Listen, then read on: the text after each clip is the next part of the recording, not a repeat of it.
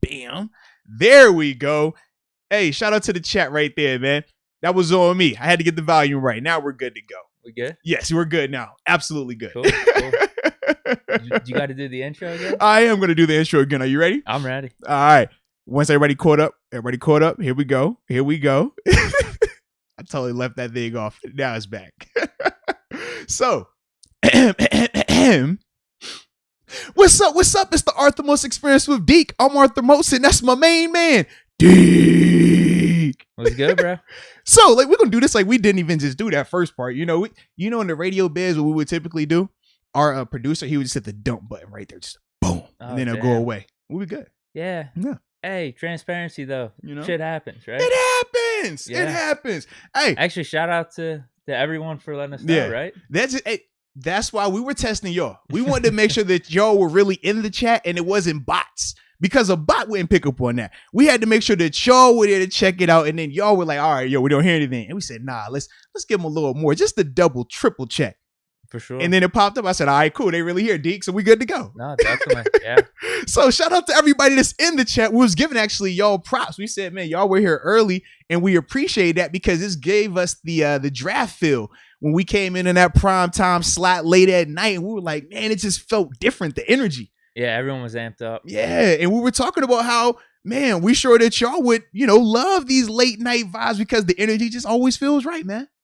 Yeah, like I said, whenever we did this the first time too, I said, I don't know if anyone's got much going on the Thursday night, unless you're watching the Bucs game, unless you're going to the Bucs game, which, dude, I suggested to my friends, let's do that this weekend. I mean, we haven't been to a Bucs game in how long?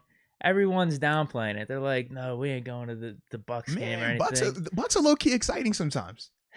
They're playing rough right now, but just the Bucs game, the atmosphere, it's a vibe, can you man. beat a day drink, just going down there, maybe tailgate, and then a Saturday night just going watching the Bucs game, bro, right by the river? You can't beat that, but it's something about that. Looks late like I'm not night, going man. to the Bucs game this weekend. But either way, it's something about this late night vibe right here. And actually, we want y'all feedback too. Let us know, man. Do y'all like this 8 o'clock start? Do y'all like this prime time vibe?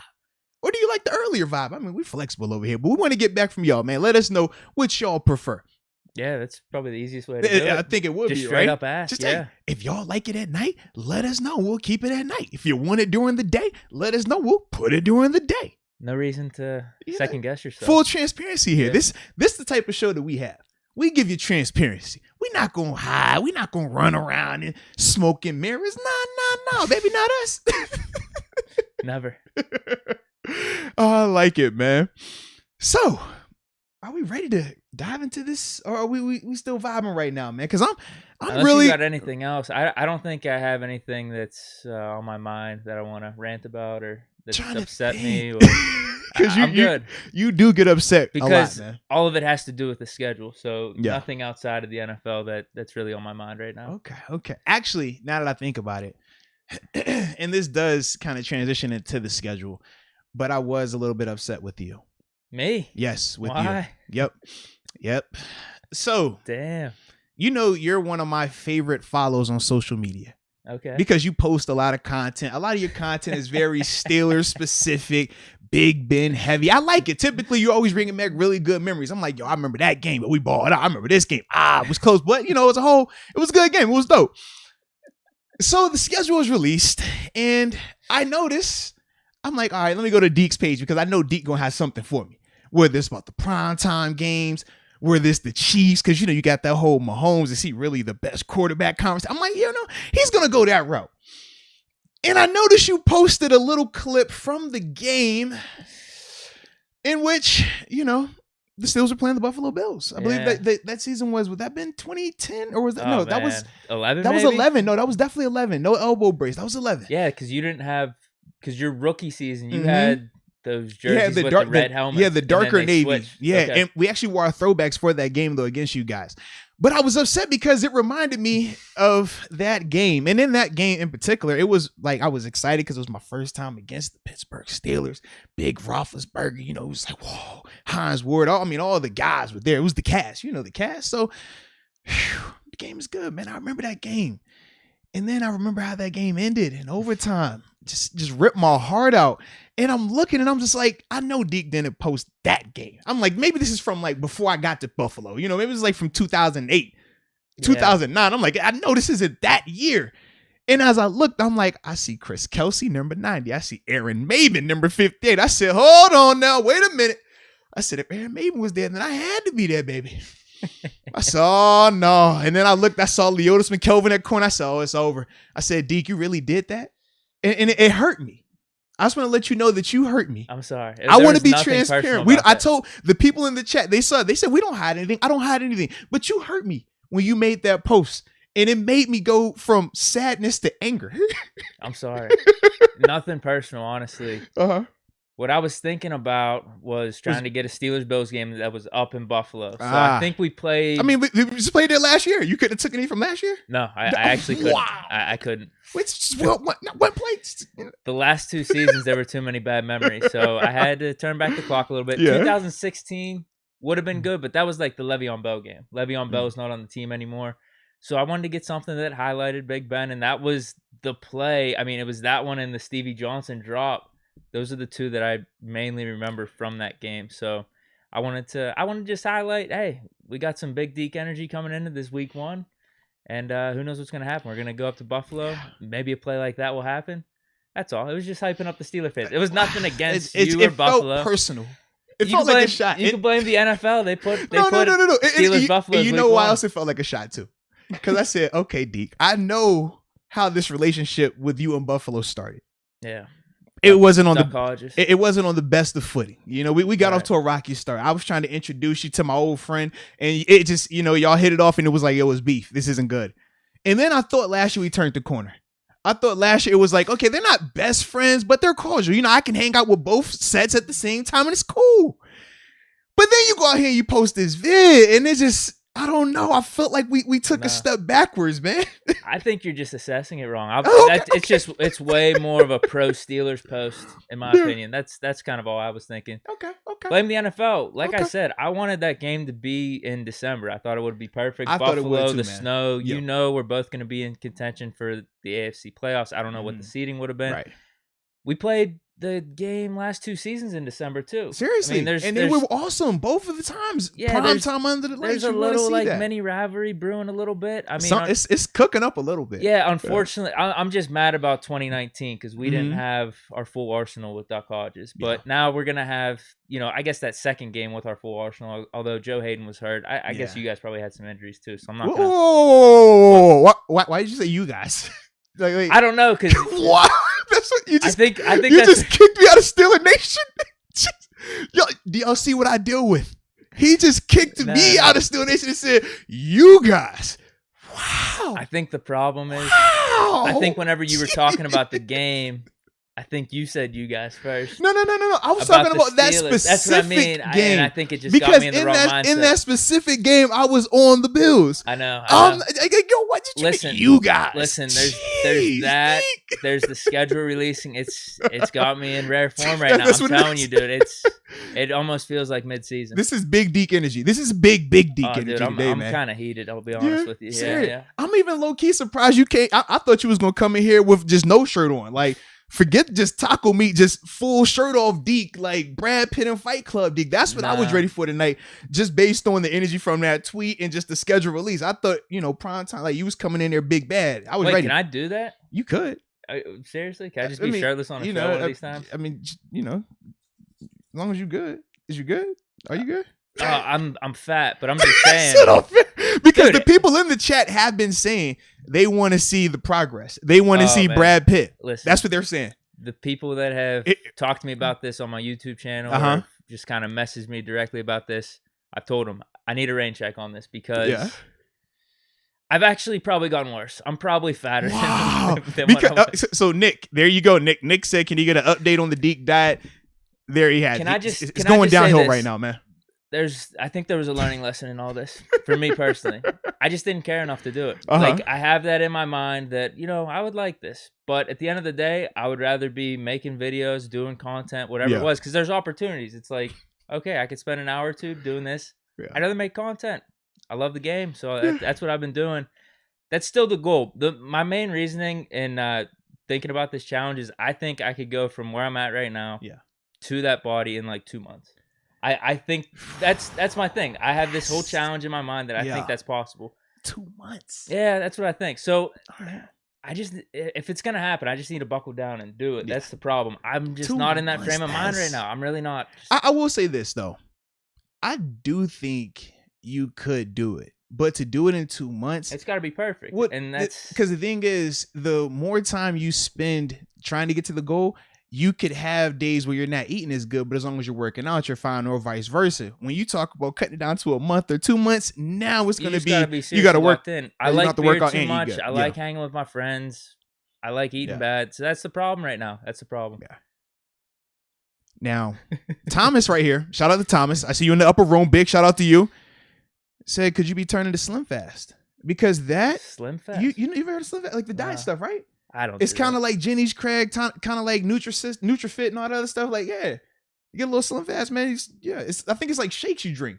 No, the way I see it going is just simply intermittent fasting. Like you could do keto. It's basically like almost like a keto. Oh, not really fully keto, but it's almost like just ripping off all carbs where you're just eating fruits, vegetables. That just seems so knee jerk. So just rip the Band-Aid off, man. Now that does make sense though, because I want to see where like that would someone work. just said this right here, that man. Would work, man. I'm telling they said you, for you you do that and you work out every week, like it would work. But it's just I guess I don't care enough. I was about to say, because Max said you're making excuses. Starting is the hardest part. You need to just start. 100%, that's what Max said, man. 100%. David Dupree. Shout out to David. Shout out to David. David said you need to do it, man. Now you need to work out a little bit, but you also need to take it off, man. That's what take the shirt off. They want the shirt off right now. He gave us the double do it. So we had two things surrounding you. One was, shirtless taco meat, Deke. And the other one was, you getting back in the gym and hitting it some more, man. Yeah. Come on, bro. What do you stand for? What do you represent? That's what you got to ask yourself. Huh? What do you want people to say when you leave this earth? Huh? They want to say that you were just average? Or you overachiever? Huh? Did you get the people going? Did you inspire the masses? That's what they're going to ask. Huh? Wow. Huh? That's a good what you point. wanted to say about you, Deke, when you leave this place? You only get 24 hours each day. Are you maximizing them?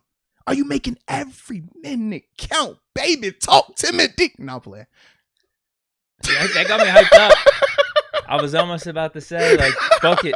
2 months, you'll see it. But I'm not going to do that anymore. I say so many things that just don't follow through. I don't want to keep doing that to myself. I'll give you an update because that is something I do want to do. I just said I was going to do it this spring and, just didn't happen. Like I said, I didn't care too much about it. It's all good, man. But the thing is this. It's a journey. Remember, not a destination. It's a journey. One day at a time, baby. One day at a time. Maybe this was the seed. Yeah. Maybe I got to get a little bit older, too.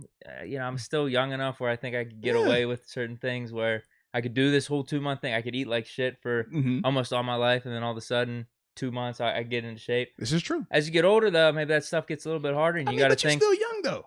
That's what I mean. They call you Deacon Dots. Someone in the chat, hold on. Somebody called you Deke the Freak. I like that name, too. Buff Deke is Big Deke. Yeah. They got all type of Deke names in here going for you, man. The chicks called me Deke Daddy back in the day. There's a lot of spinoffs, man. Yo. You killing me, man. Deke Daddy. I love it. Yeah. Shout out to you on that, man. Shout out to you. I'll get there. Yeah. Maybe. I don't know. Because here's the thing. If I say I'm going to do it, I feel like I have to document it now.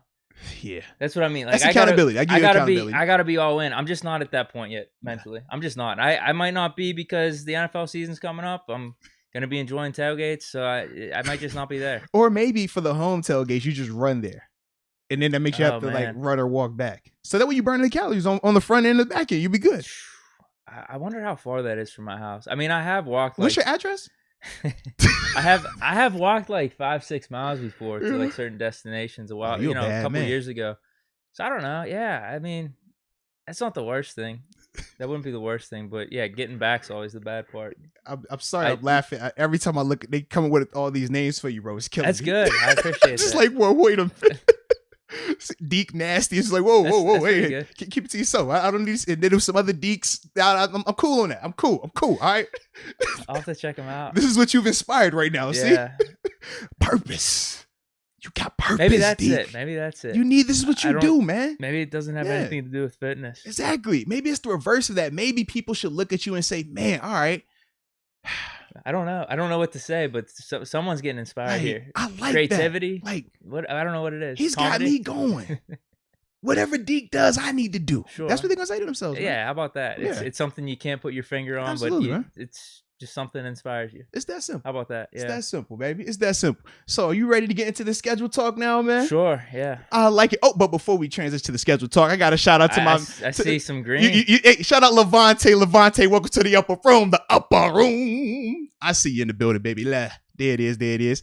All righty. So, let's get this thing started, baby. Initial thoughts on the schedule. Steelers, NFL, anything? Steelers. Start with Steelers, right?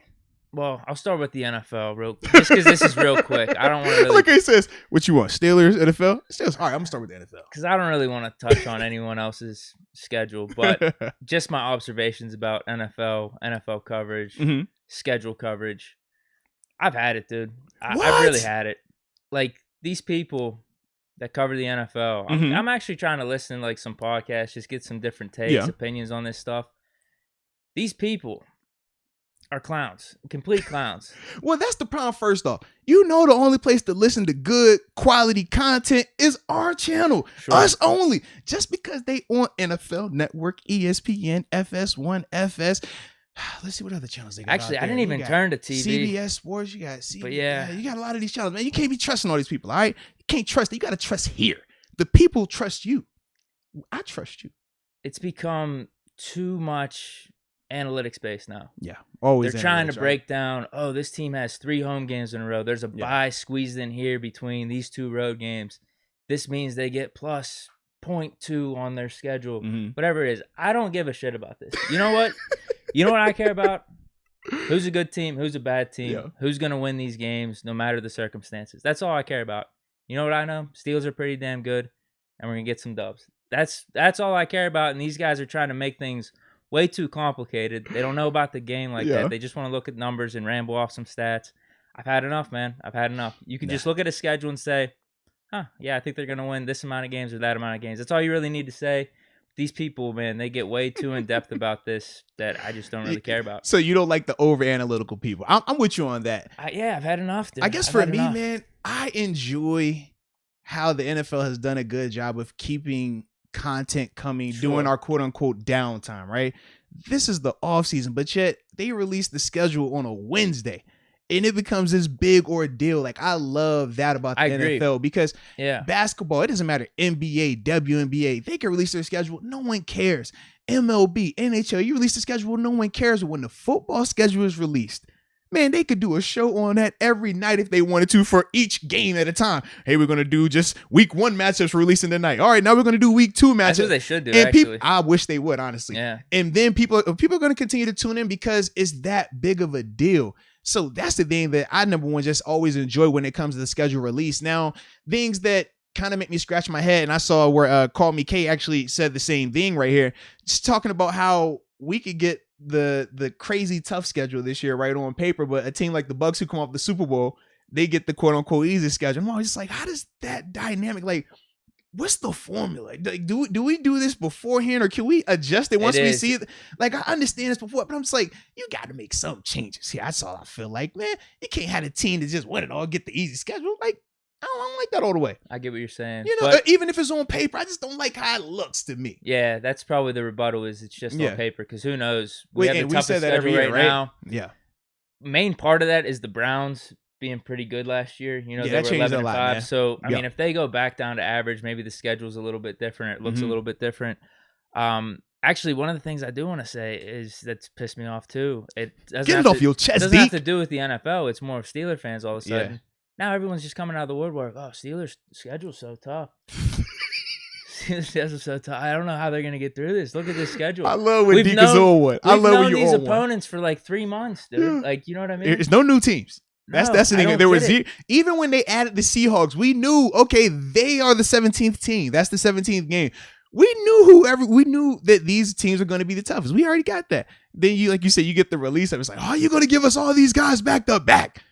I'm with you, bro. People just want to sound like the world is ending for the Steelers and whatnot. We were 12-4 last year. Yeah, we didn't have the best end to it, But you could spin it in a Still positive way. bro. You're still a 12-win team. We were a 12-win Yeah. team. You could still spin it in a positive way. Like, we really should have won the Washington Mhm. game. And, like, a couple of those ones that we lost down the stretch, like, we were our own worst enemy. That was really it, in my opinion. I can't say that, we played so good that we should have won because we did it to ourselves. But if anything, that's the silver lining. We screwed up. It was a bunch of these drops and dumb things that we did. Let's just hope we don't do it next year. That's all. I hope we don't too. I hope we are locked in. But yeah, these people From that start are just to coming finish, out of baby. nowhere, like Vegas was screwing us. Vegas last still year had with us. the over. They still have us at what, 9 right now, right? But We talked to they did it- nine. Was it 9 or 9.5? They did it last year, didn't they? Have us at like 8 or 9 last year? No, you're right. They have us at 8.5 this year Yeah. because that's the whole thing. It's like, well, Coach T, we're gonna find out. Like, if you think that he can't have a losing season, you're gonna have to bet that he can't have a losing season. That he's gonna win 9 games. It's impossible. If you think it's under, now you got to go under. So that part, I did kind of like that with Vegas. I was like, y'all funny, because that's always the thing, right? I mean, we He's should never be had a winning losing money season. off that though, for sure. Yeah. I think so, unless you think. We don't talk gambling until it's until they bring promo codes back and stuff like that. Yeah, I'm petty. When they bring that back, then we'll talk about that. But until then, y'all don't worry about that right now. Okay, that's fine. Those were a couple of my general thoughts just about the schedule. Maybe I have some thoughts about week 1, but do you have anything else on the schedule? Steelers schedule, NFL schedule? Man, just as a whole with the schedule, I mean, I like the fact that we have multiple primetime games, 4 initially scheduled, and then you still have 2 nationally televised games, the 425 slots. To me, I love all of that. I think that this is a team that should be in prime time. They demand that type of attention. This is one of the top 3 NFL franchises. And when I say top 3, it's no particular order. I always feel like they're number 1. But when you talk about Dallas, you talk about Green Bay from a branding standpoint. Those one of the, marquee franchises from an NFL standpoint. So I feel like they should be showcased. And that's what primetime games are. They're showcased. You want, for the casual person that's tuning in, you want to have your best foot forward, your best brand from a fan standpoint, on-field product standpoint, because that's going to get more people tuning in, which is ultimately going to equal to more money. So seeing that we're already scheduled for as many as we are, I love that. And I do anticipate us getting flexed for another, because it better be that Ravens game. Well, I thought I think it's the Browns one. I want to check. There's a Browns one Monday night. The Halloween 17. Browns one. I'm thinking about the Halloween Browns one. Like, I can see after that. The bye week. Yeah, the 1 o'clock one. I can see that being a 425 potentially. Like, I like that type of stuff though. Like those, I feel like we have earned that right based on what happened last year. Now, we're not saying Super Bowl contenders or not. I'm just simply saying based on the 12 wins, the brand of itself, and hosting a playoff game, yes, they should be showcased. And you bringing back a lot of the big name people, right? You have a young star on defense in terms of who? TJ Watt. You got Ben Roethlisberger, future Hall of Famer. You got Juju coming back. Like all these narratives. Najee Harris, first round big brand running back. A lot of things that, people want to tune in for. So I do like the fact that we have those games in those primetime slots. So that's my first, I guess, initial thoughts on it. Yeah, I agree. I think that's a no-brainer for the NFL. The only 2 that have more than us, I think it's the Bucs and the Cowboys. Which makes sense because we talked about Bucs the Cowboys. Won the Super Bowl, They have Brady. Cowboys, media's just going to suck them off at all points. They just are, man. They just are. Because they don't deserve that over us or, like you said, even the Packers. But just think we talked about the branding standpoint. People talk about them. I get it. They're a big brand. Doesn't matter. I mean, think about how successful or unsuccessful they've been lately. But yet they are always talked about. They are just that type of brand. So yes, if you're the NFL, you put them out there. And then the Buccaneers have just become the new who? The new New England Patriots. That's who they are. The Patriots weren't relevant before Brady and those guys started winning Super Bowls. Once they started doing that, they were always on prime time. Brady's gone. Nobody cares about New England right now. But you see, down in Tampa now, Tampa's the talk of the town. Tampa, everybody wants to see Tampa now because of that impact, the Brady effect, the Super Bowl and things like that. So that's how I look at them as, all right, they're going to get that love solely based on that right there. I like how we play.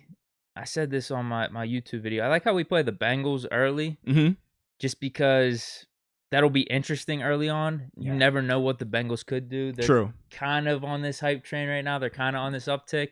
But you could definitely see them being like, I don't know, at the end of the day, 3-14 or like 4 and I can't even get these records right in my mind. It's killing me the 17th game. I heard somebody tell me 8-9 earlier today, and I'm like, how can you be 8-9? Yeah, I was like, what do you mean 8-9, bro? You tripping? I'm like, oh no, you're right. Yeah, I'm sorry. It's gonna take me a while to get those records straight, but I could see them being irrelevant. So I'm at least happy we got them early as opposed to like 2 Cincinnati games late. where it's like, man, like these Baltimore matchups, and Cleveland later in the year. these matchups aren't as good. It's fine for us because I feel like we're gonna win the game, but just in terms of like the prime time, the hype and everything, we do have Baltimore 2 times late. That's gonna be interesting for the AFC North division. They spaced out Cleveland a little bit, which was good. So, I like the Halloween Cleveland. I like that. I do too. Honestly, I think the schedule, if you look at the schedule, I think it just should be flipped. Start out with the crazy stuff up front. Well, I like Murderers Row at the end of the year. Like that gets me going, you know? No, here's my reasoning. I'm just thinking of when the games are being played. Yeah. Like Buffalo would be then down in January. Buffalo in January would be awesome. That's what I mean. Like December, January Packers would be cold. in December. Yeah. You'd have Seattle. Like I just think it would make sense from that standpoint. So just sub out Detroit, sub out let me pull up. I'm over here trying to act like I can remember it off the top of my head. Yeah, so just sub out Chicago and Detroit, put them early in the year, and then you could bring back Buffalo and Green Bay to the end part of the year. And then I guess we can sub out that. Nah, I like Cincinnati in there. I like them. You can sub out Minnesota and put Seattle there. There we go. You were obviously, just in general, anyone's going to have things about the schedule they're not going to like. Mm-hmm. We got some good matchups, though, so I don't really care. Even though Buffalo's not at the end of the season like I wanted, it's a pretty damn good week 1 matchup. It is. It Although definitely is, it should have been prime time. I don't know why the hell it's the 1 o'clock game. That's the number 1 matchup in week 1. But no, you're right, because the Sunday night. Well, no. Trying to think, who do they have slated for that opening Sunday? The Sunday night, it's bad. It's that's Rams. That's Bears. Rams and Bears. So no, that's not bad because you think storyline wise, right? Chicago is still one of those bigger branded franchises, right? A lot of Bears fans, even though they're not very successful lately, they still have a big brand. And then you think LA, boy wonder with who? Matt Stafford, his new toy at quarterback, the LA lifestyle, and then also they showed McVay's like I guess September months. And he's dominant during that month. Like that, I think him and Andy Reid and Mahomes are just like crazy in September. Okay. So it's like you understand he's gonna have new tricks. He's gonna score a lot of points. Typically, that's what he does. And what do fans, especially casual fans, what do they want to see? They want to see points scored. They want to see excitement, and that's what they're gonna get. They're gonna get that with the Rams. You're gonna get that now with Matt Stafford, his first game. First game in the new stadium, too. Remember, new stadium getting opened up out there. So it's a lot of storylines. So even though I personally would have loved Buffalo and Pittsburgh, because typically, I'm trying to think, who was the second primetime game? Because typically they would have like 3 primetime games that opener, you know? Well, no, that's the Monday night game. That's for Monday night. They have Ravens Raiders on Monday night. Yeah, that's Monday night. And I think Raiders are just always they're always that first Monday night. Yeah, always, no matter what. You're able to get 2 games in with them because of the time. They don't have the second game this year though. That's crazy. I don't know why. Yeah, Bills and That's Steelers crazy. would have been a good one for that. That's crazy, man. That was my thing. If we had to complain about that matchup, I think that would have been the big thing. That's it. Yeah, you just should have a different time slot. But whatever, it's cool. I'm going to be hyped about that Steelers-Bills game. Oh, without a doubt, we man. definitely are. Without a doubt. And like I said, man, we're going to look into this a little bit more, but I got to give a couple shout-outs here first Definitely. off, man. We're seeing green all over the place. We're seeing green over here, man. Shout out to Earl. Welcome to the upper room, baby. The upper room. I see you, baby. I see you. And there's another one down here that just popped up. Oh, Aiden. Much love. Welcome to the upper room. The upper room. All right. So now I got everybody off. All right, we're good. All right. So yeah, back to this thing though, man. Buffalo. That's a nice one though. That's a nice one. What do we got? What did you want to? Well, no, because we're gonna go previews after, where we really talk just, wins, losses, and particular matches. But I'm still just on my initial thoughts vibe right now. Oh, sure. Is it okay if I simmer on the initial thoughts? Do I have to just hop right in? No, I think you're good. I have a couple questions I could pose to you. Well, and I also got to see what the people in the chat have been talking about from their initial thoughts of this schedule as well, man. Man, you got to scroll a lot, man. Dude, it went crazy. It's bumping in the chat. I typed it in, and all of a sudden it was just like crazy amount of comments. Typically when all these comments are here, what we usually say? Usually hit the like button. That's what we usually tell people, man. Hit the subscribe button too. Yeah, I mean, it's kind of like a combo, right? And we don't like to ask for people to do it because we're nice, we're humble. We don't want to for sure, but we're up against the man with this thing. It's not us. We're up against YouTube. We're up against Google, the analytics and stuff. And the analytics, all this is just helping us out. That's all we're asking for. Yeah, because if you hit the like, it doesn't cost anything either. No. But when you hit the like or you hit the subscribe or you do them together, typically it makes this more available to you. Yeah, I don't know what happens, but the analytics, the Google stuff just starts going crazy. They got oh man, what's the cat? It's Oz from the Wizard of Oz. He's behind that curtain, so when you start hitting the like, smoke starts to come up, and he's like, all right, that's the show. Put them out there for everybody to see. Yeah, I don't know why it works like that, but it does. They don't care about us. Yeah. They just care about the numbers and stuff. Right. They're like, man, we don't care about Moats and Deke and Moats. No, we could be Deke and Dots. Are they going to give us the most views? That's it. Who's getting the likes? Who do the people want to see? So we're trying to help y'all help us so we can help y'all. Yeah. But back to the schedule, man. Zachary Bird says 16-0. I think he means 17-0. It's the 17th game now. We're tough, all getting used to it, baby. Tough. But 17-0. That's what Zachary says. NSMC99. Deke, we're going 17-0, right? If Deke isn't feeling it, then there isn't any hope for the rest of us. Damn, that's pressure, man. That's pressure. What you feeling, Deke? Well, I'm thinking over 12 wins. I'll put it that way. Okay. I'm feeling good. Okay. I am feeling good. I think we'll be fine. I did see Matthew say Deke is speaking facts. I agree with that. Cool. I like when you speak facts, man. Cool. Whew. Okay. Let's Toast Media. Initial complaints about the Week 7 bye. Said it's effed up. The Week 7 bye? Yeah. What's your thoughts on that, man? It's week. Yeah, it is Week 7. Yeah. It's a little on the early side. We got Murderers Row right after it, right? What did we have last year? We had Week 4. So. Remember, it got moved, right? What was it supposed to be initially? I think it was around Week 6 or 7. Yeah, and then it got bumped up to Week 4. So we could handle it. We could handle Week 7. Yeah. That's better than last year. It is better than last year. Last year's early bye just felt super weird. And then from there, it was like we never had a time off. Is he saying that based off like, hey, since we got screwed, they should have gave us a really favorable bye week? That might be. Actually, they should have gave us a Thanksgiving game, honestly. No Thanksgiving, day after Christmas. I like that, though. See, I don't like day after Christmas, though. You know why? Because it's the day after Christmas, 1 o'clock game, if I remember correctly, right? No, 4 o'clock game. The Chiefs, too. Yeah, but no, time difference. So I'm trying to think. They are 2 behind us. No.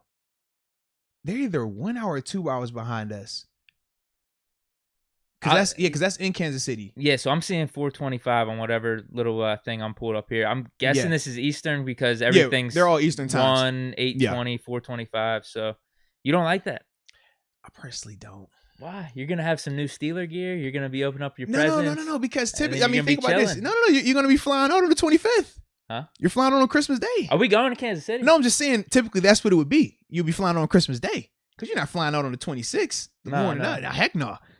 So you see that's the thing. I was like, I like that. Yeah, like, you see what I mean? Like, you stick around for the family. Yeah. I want to go to the game. And it's like I'm a guy who I've had to fly the day of Christmas. I've had to fly the day after Christmas. I've done both. It's always a little tricky. Yeah, I get what you're saying. You see what I mean? Like it's different. That's the only I was like, I'd rather it be in the 25th low key. Like, think of that. Yeah. I didn't even think of that.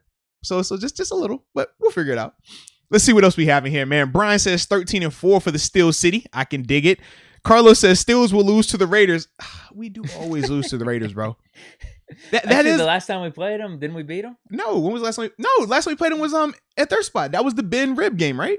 Oh yeah. Yeah. You know what game I was thinking when Landry Jones came in at home? Oh no, that was I was here for that. Yeah. But I think it was like the season or two after. That was the 2018 season where we lost on the road. Yeah, because that was Derek Carr's like quote unquote MVP season, right? Or around that time. Yeah.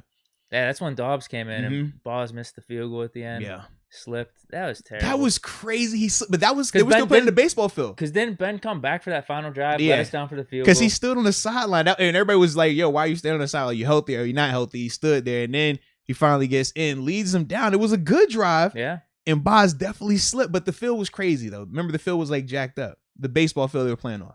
Was it half baseball field still? Still have baseball. I just remember him slipping, and that was just the culmination of all of his kicking. But that felt like that type of year, though, for him. It did, man. For him, that was that type of year, man. He missed so many kicks that year, and I think that was the last major one where you're just like, I've had it. Even though you slipped, I don't care. You still missed the field goal. I'm not happy about this. It wasn't a good look. And that was the year where they were talking about releasing my dog. Oh yeah, remember Kevin Didn't they Colbert? Bring some guys in? Yeah, and then Kevin Colbert hit him with the "You're not gonna have your guaranteed money." you need to let him, because it was like for his bonus, he had a $2 million bonus, and it was essentially forfeit your bonus and we'll keep you on the team and let you compete, or you can try to take your bonus and we're just gonna cut you ahead of time. I remember that and I was like, yo, this is nuts. But I'm glad my dog is back, man. Yeah, Shout out to Boz, man. He's been one of the best kickers in the league. That's my dog right there, man. Love Boz, baby. Love Boz. All right, Felicia, she says with the shaking head emoji, I'm done with the NFL. They have the Steelers on life support because of how tough the schedule is.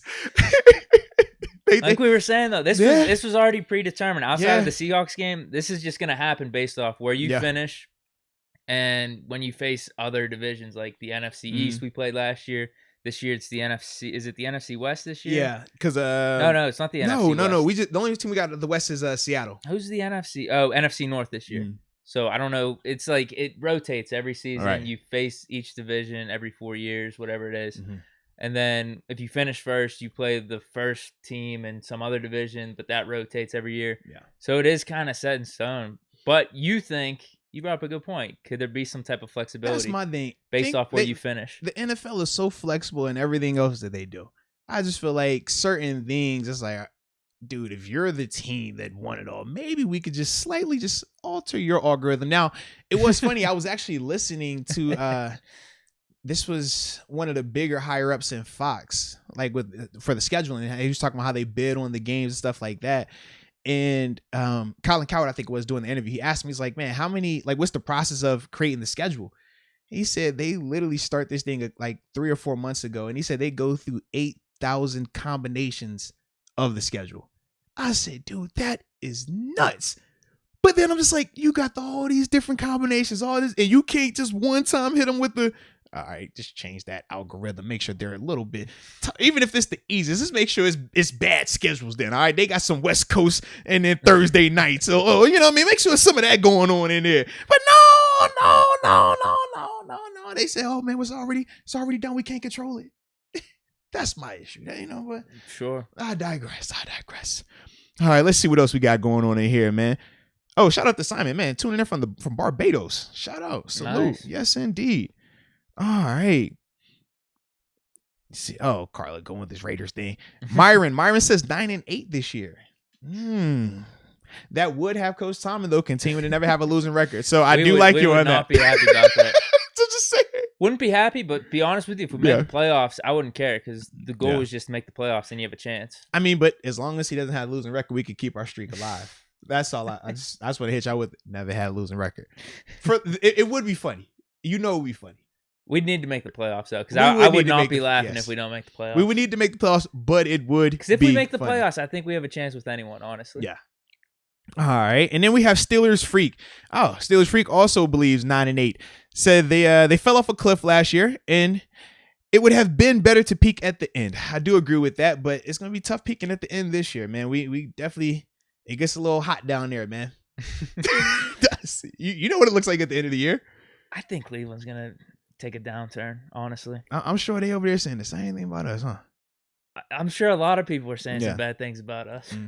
Now, shout out to Kevin Baylor. Shout out to you, man. Kevin says 10-7. I like that. I can respect that. Right. Jamie says 10-7. Soul B 11-6. ENY J19 says 11-6 as well. I'm liking those. They're respectable. You know, it's not outlandish. You got Coach T continuing his winning streak, which is most important because that's what we love. You got to have the winning streak. That's all that matters. No losing seasons. All right. No losing seasons, bro. You got to get in the playoffs. You got to give yourself a chance. It's no losing seasons, bro. No, I don't really care about that. It's a nice thing to add in conversations in the off season whenever you're debating coaches and whatnot. Yeah. No, I'm not looking for that this season. I'm looking for playoffs. I'm looking for Super Bowl. I'm looking for Super Bowl contention. That's what I'm looking for. All right. So if we don't deliver on that, it's going to be another disappointment, to be honest with you. All right, I feel you on that then, man. So I guess we should do our too early predictions, huh? Is it time for that? I think so. Well, I was going to ask you, what do you think of the primetime games? For us, are you including the Thursday night one, the Vikings? Yeah, I include that absolutely. Yeah. Okay, so we got Browns. For me, I include all of the 8 20s, I include the 425s as well because those are nationally televised games. Oh. And they turn into combo prime time because, they start at 425, but typically they end right at that 8 o'clock time. So you get the day game / night game atmosphere. I tell you all the time, I love the 425 kickoff. Yeah. That's like my favorite to play in. It's my favorite to tailgate in. Absolutely, okay. man. Unless it's like a specialty game, like a Christmas game or a Monday night football game. If it's not like one of those, give me the 425. Okay. Yeah, 425 because like I said, the game gets done. It's not crazy late. Now, I know if you're playing on the West Coast, it's different. But for us East Coast people, them 8 o'clock kickoffs, 8:20 kickoffs, man, it gets a little rough over here. All right. But outside of that, I mean, I like it, dude. I think if you consider the 425 like the 425 is a prime time to me, man. That's my thing. I'm like, you're scheduled for 6 primetime essentially games with your 2 Monday nights, 2 where are the Sunday nights? The was it Vikings? They got the Seahawks. It's Seahawks and Seahawks and Browns are the Monday nights. And no, Seahawks and Bears. No, I'm sorry, geez, we're watching this left and right. It's Seahawks. It's not Seahawks and Chargers are the 2 Sunday nights. The Monday nights are the Bears I'm looking at and the Browns. Monday night. Yeah. And then I'm looking Vikings at the ESPN. Thursday. I'm like, hold on, bro. It's ESPN. I'm reading it wrong. It's tough. Yeah, it's tough reading some of these schedules if they don't have like the dates right next to them. And you're trying to make sense of it. Oh my gosh, yes. Yeah. But I do think that the opponents during these primetime games, I like them as well. When I first look at the first one, like I said, not the 825, I look at the 425 Green Bay game. Now, it's at Green Bay. Why is that important? I mean, it's Lambeau. This is a historic franchise, a historic location, stadium-wise. We talk about big fan bases. This is one of those massive fan bases. So you bring still a nation who travels extremely well to a place where they have a rabid fan base, and you still have the storyline of potential Aaron Rodgers being there, right? Now, if he's not there, you still get Jordan Love, and it still be interesting. But as a whole, these are 2 prominent fan bases. I love that being at 425. It would have been at 8 o'clock or 8:20. That would have been better. But as a whole, you're going to get the dual action when I talk about that early to prime time, late night feel with that game. So for me, I love that. Then Seattle, I mean, it's Seattle, bro. You know what Russ is when he's in prime time, especially on the East Coast.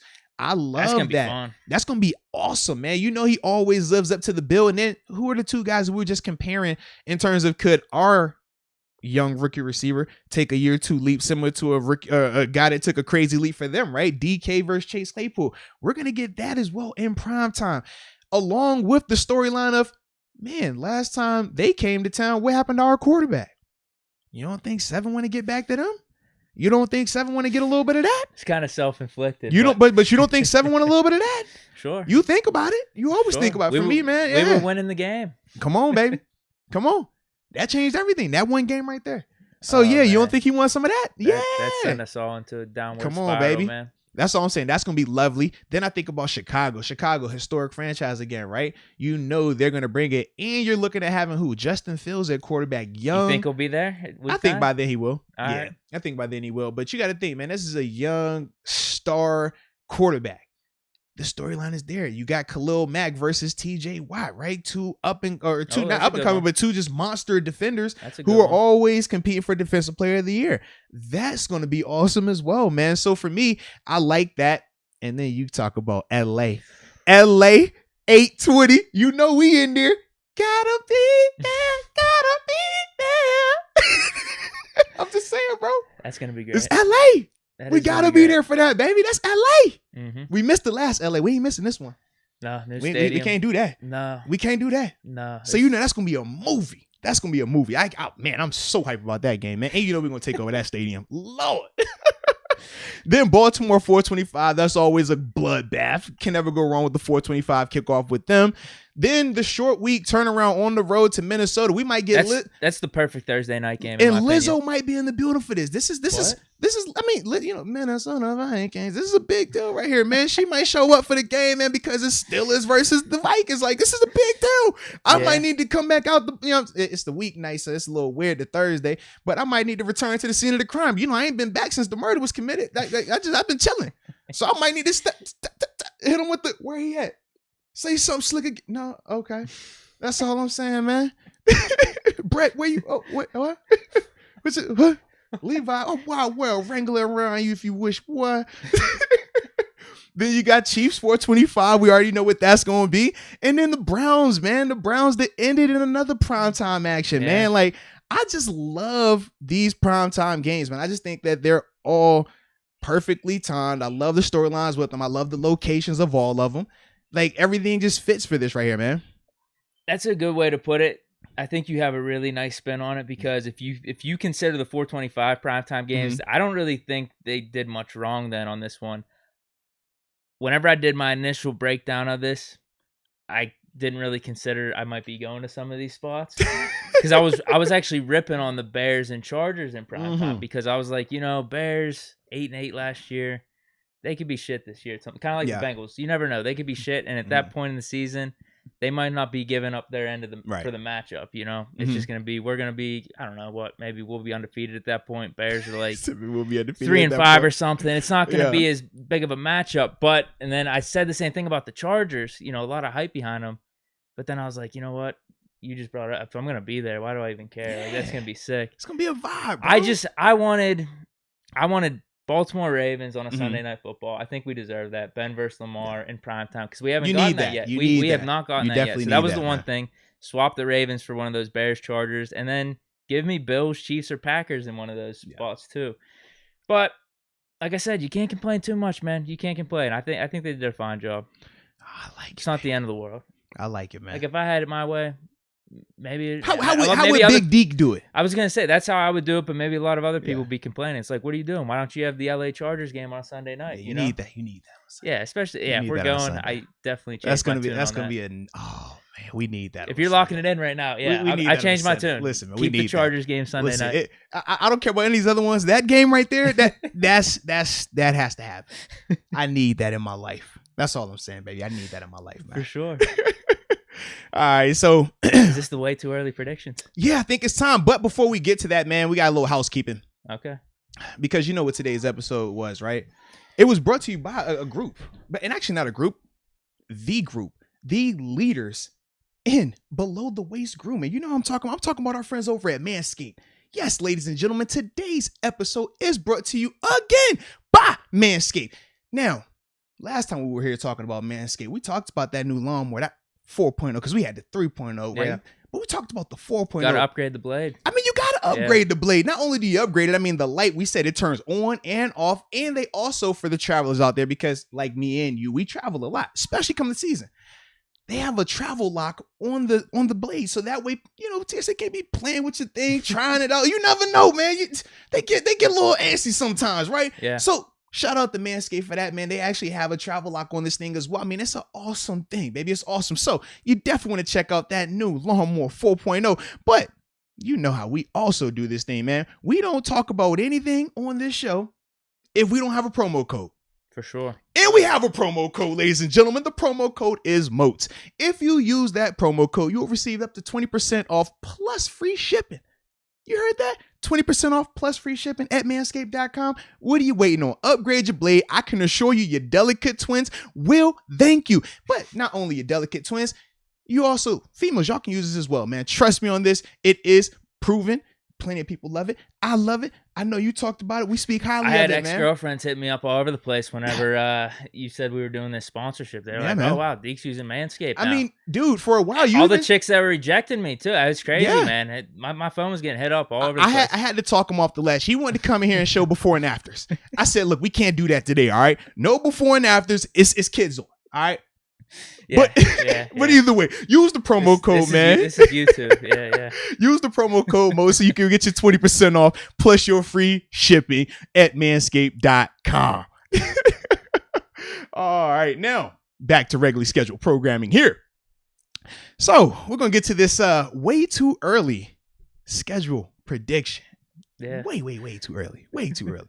Now, we've already been seeing people in the chat speaking on their win-loss predictions. We've heard these, and we liked them. We read off a couple of them. We'll continue to read those off throughout the show as y'all continue to put them in there. Shout out to Sean. Sean says we're going undefeated. I like it. I feel you on that, all right?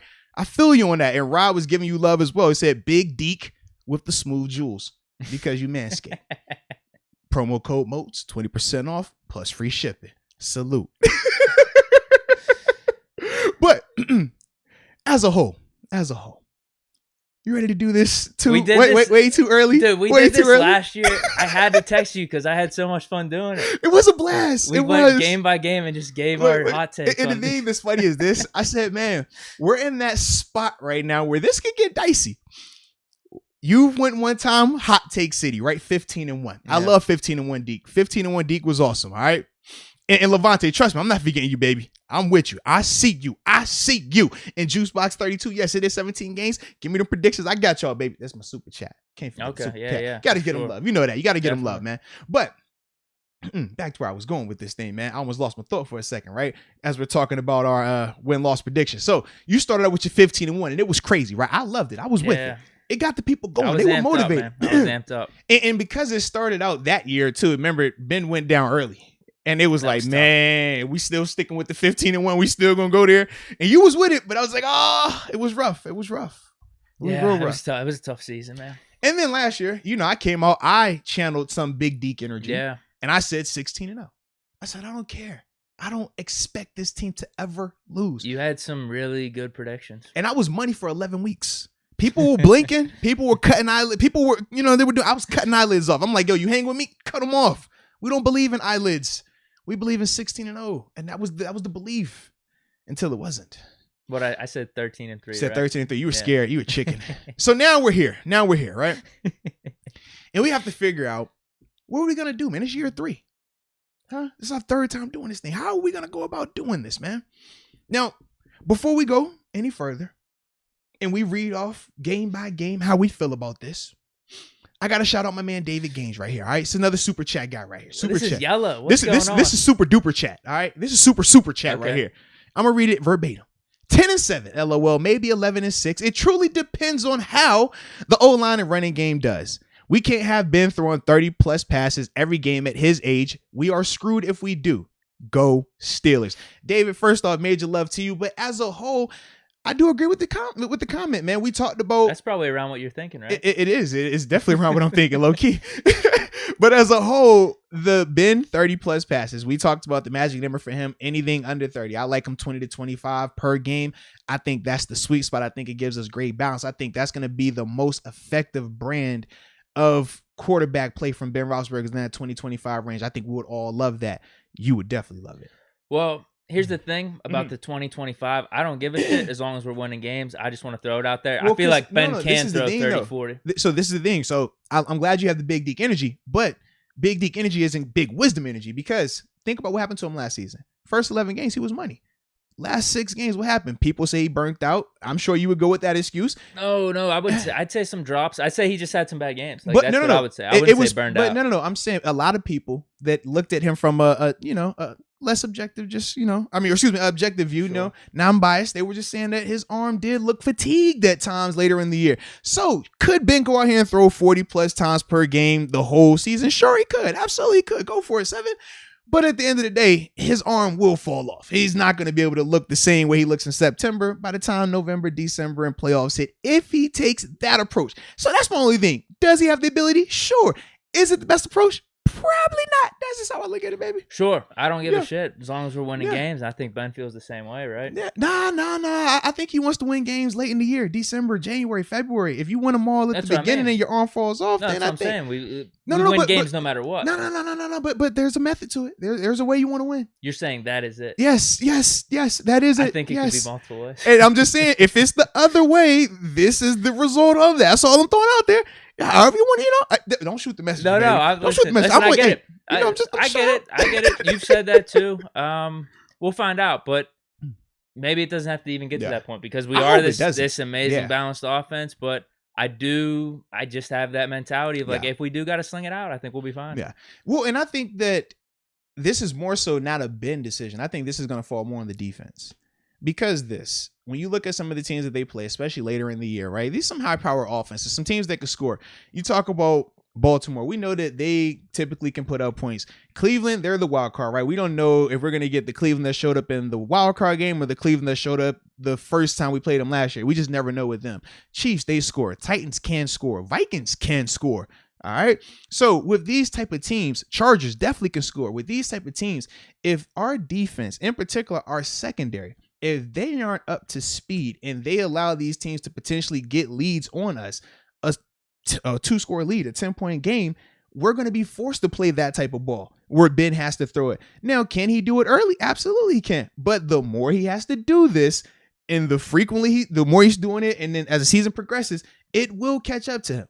That's why I say it's more so on the defense to make sure that they are starting fast, playing at a high level, because if they do that, then we can play the type of brand that we need to play. That, number one, is going to preserve 7, but number 2 is going to put us in the best position to win. We talked about this a little bit with James Conner beforehand, right? Think about a year or two ago. We're like, man, you want to use him, but we don't want to overuse him, right? Could he get 30 touches early in the season? Sure, but we've seen him break down later in the year. And we would all say, man, you got to limit it a little bit. Just dial it back a little bit. And I'm sure he was the main one saying, what? I can do it. I'm strong. I can do this. But it's a difference between you wanting to do it and can do it versus do you need to do this? Is that the most effective approach? And I think with 7 in this offense, it's a similar conversation. But outside of, like I said, this is being different because this more so falls on the defense. That's the part that makes it a little bit tricky to me. I get what you're saying. Because with that second, if the defense isn't where it's supposed to be, we could be in some games where we're forced to throw that rock a lot more. I think that's the difference. Whenever you say that, I'm like, all right, cool. We'll just win those games. And I don't see, because the way you describe it, you have like this pitch count in your head. Yeah. I don't have like a pitch count. That's probably the difference. Which is dangerous though, right? Don't you? The pitch count is there for a reason. You can't let these pitches go and you just throw like that. They're going to be burnt out, baby. You got to take care of your babies, man. I think it'll be fine. That's just me, dude. You can't. I'm telling you, dude, you're not going to be able to change my mentality on that. I think we'll be fine throughout the whole season. You could let him throw the 600-700 times. I think we'll be fine. But I'm good, dude. We bring in Harris. We upgrade the O-line. Like, I care about winning. If that means we do dial it back in the passing game, like whatever it is. But I'm just saying, if we do need to get in the shootouts, we could do it. That's my take. But I get you, man. I think there's probably I don't know what the split difference is. There's probably more people that lean your way. I like your energy though.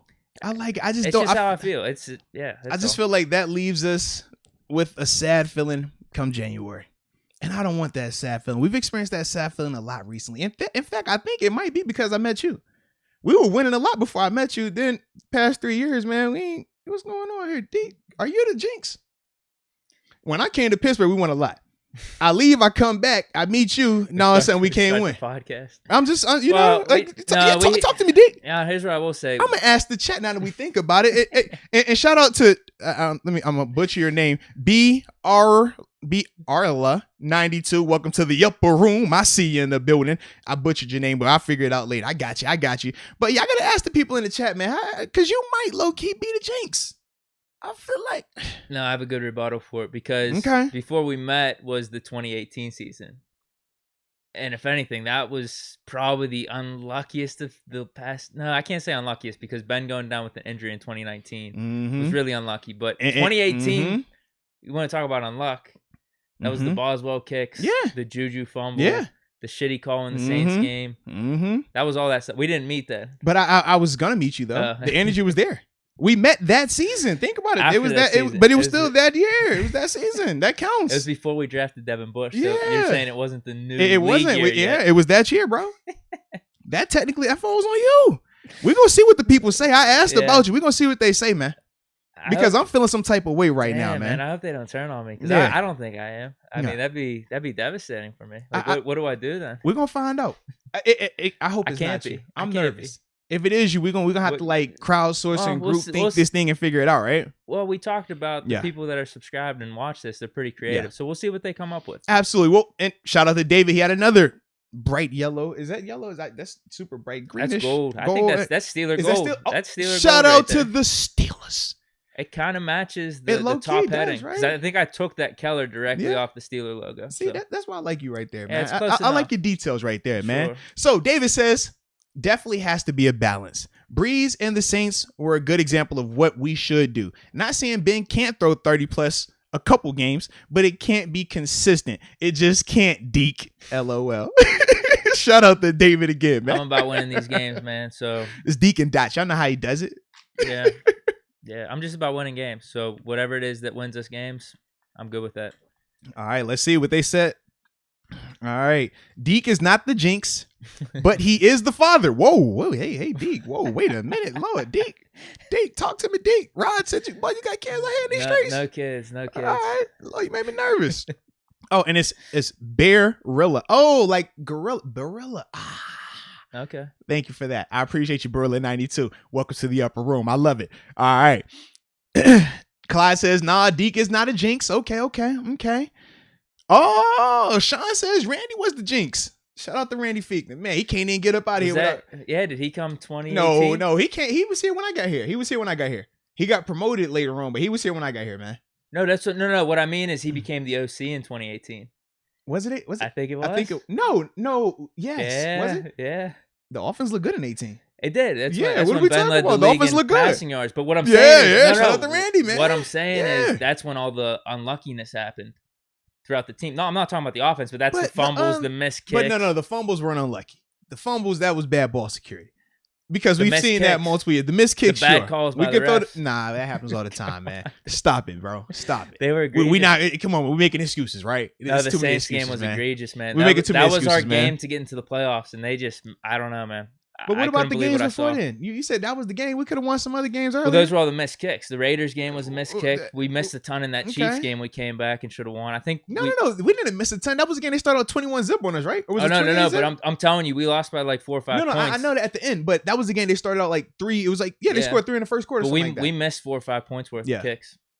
It would have at least been tied. I mean. Okay. All right. There was another game or two with kicks. Okay. But then fumbles, obviously the Denver game, the Juju fumble Saints game. Bad calls in the Saints. Like I could, bad calls. I could probably write a book on that season, man. That was just terrible. All right, let me see if the people are. So they still showing you love right now. They're saying Randy. Shout out to David again. David says Deke is just an optimist. I'm with you on that. Cool. David's in the chat. David, I major love. You know we here for you. All right. Let's see. And then Juicebox is laughing at you being an optimist. He says that's a great call. Then let's see, man. Anyone else calling you? People asking about how we met. We did share that story about how we met. Yeah, you should check that. I don't think we're gonna be able to beat that story. That story was pretty dope. Because I don't know. You gotta just probably look it up on the channel. You can just check on the channel. Podcast just pull up like something. How Moats and Deke met. I think that's what it's labeled up there as. Yeah, it's a little like 10, 11-minute video, but it's actually pretty good. It low key is. It's pretty good. I don't think we can tell that story better. Yeah. Underrated or GOAT? Both combo. Underrated and GOAT. I mean, you can't. It's an underrated story that turns into a GOAT production. That's what it is, right there, man. Exactly. Yeah, so definitely check out. Just type in after the live. Don't do it during the live. We're live right now. You want to be listening to us in the flesh, all right? You don't want to have to catch us on replay. Catch it right now. But once you're done catching us, and it'll probably be around who knows what time tonight. You know, if you're on the West Coast. Yeah, we ain't even got to all the predictions yet. But either way, that's when you check it out, and you'll enjoy the story, the backstory of Moats and Deke and how it came about, man. All right. So here we go. All right. Looks like that is it. Oh, Darren did say tell Deke to stop being ridiculous. Ah, man. I don't know if I like that one. I like what he did there. Ridiculous. Ridiculous. I had to put emphasis on the Deke. Yeah. You know? You're an icon, bro. Listen, I don't want to rip on anyone.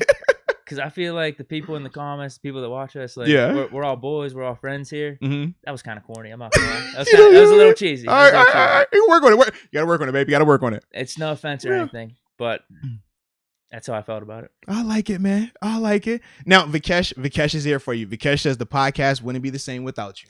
All right, so keep your big Deke energy going. All right, shout out Vikesh. I'm with you now. All right. Whew. So now let's get to this super early game prediction, right? How'd you go about this? Because I was gonna go off the cuff. I actually wrote something up for like each of these. I'm always ready to do that. Okay, absolutely. Yeah, you and in fact, do you want me to? You read the team. I'll read off. you read yours. I'll read my story. I'll read what happens, and this then is perfect. And then you could give absolutely what you think happens. I'll just give it to you in the flesh. You did yours just all straight off the cuff last time, right? Yeah, I always do. I had to do because I was doing it earlier today, and I'm good. I'm ready to go, man. Maybe you'll get some ideas from my stories. But you always inspire me, Deke. These are all short stories. You inspire my heart. Okay. Like you just touch me in a way that I've never been touched before, Deke.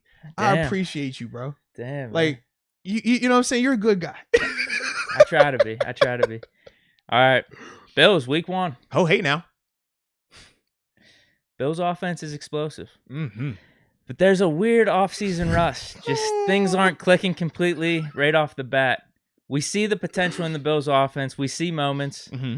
But what hurts them is when they don't take care of those opportunities, we just end up controlling the clock on offense because we have a running back out of Alabama. Hey now. Najee Harris. Hey now. And our newly formed ground and pound offense. Mm-hmm.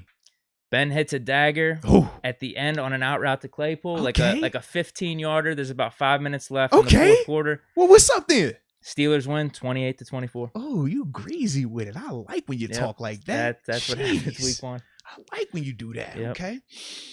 For me, man, I love this matchup for both parties. Number one, for Buffalo, you get a monster of a team, but you get them early. You get them while they have question marks around the offensive line. While they're going to have question marks in the secondary.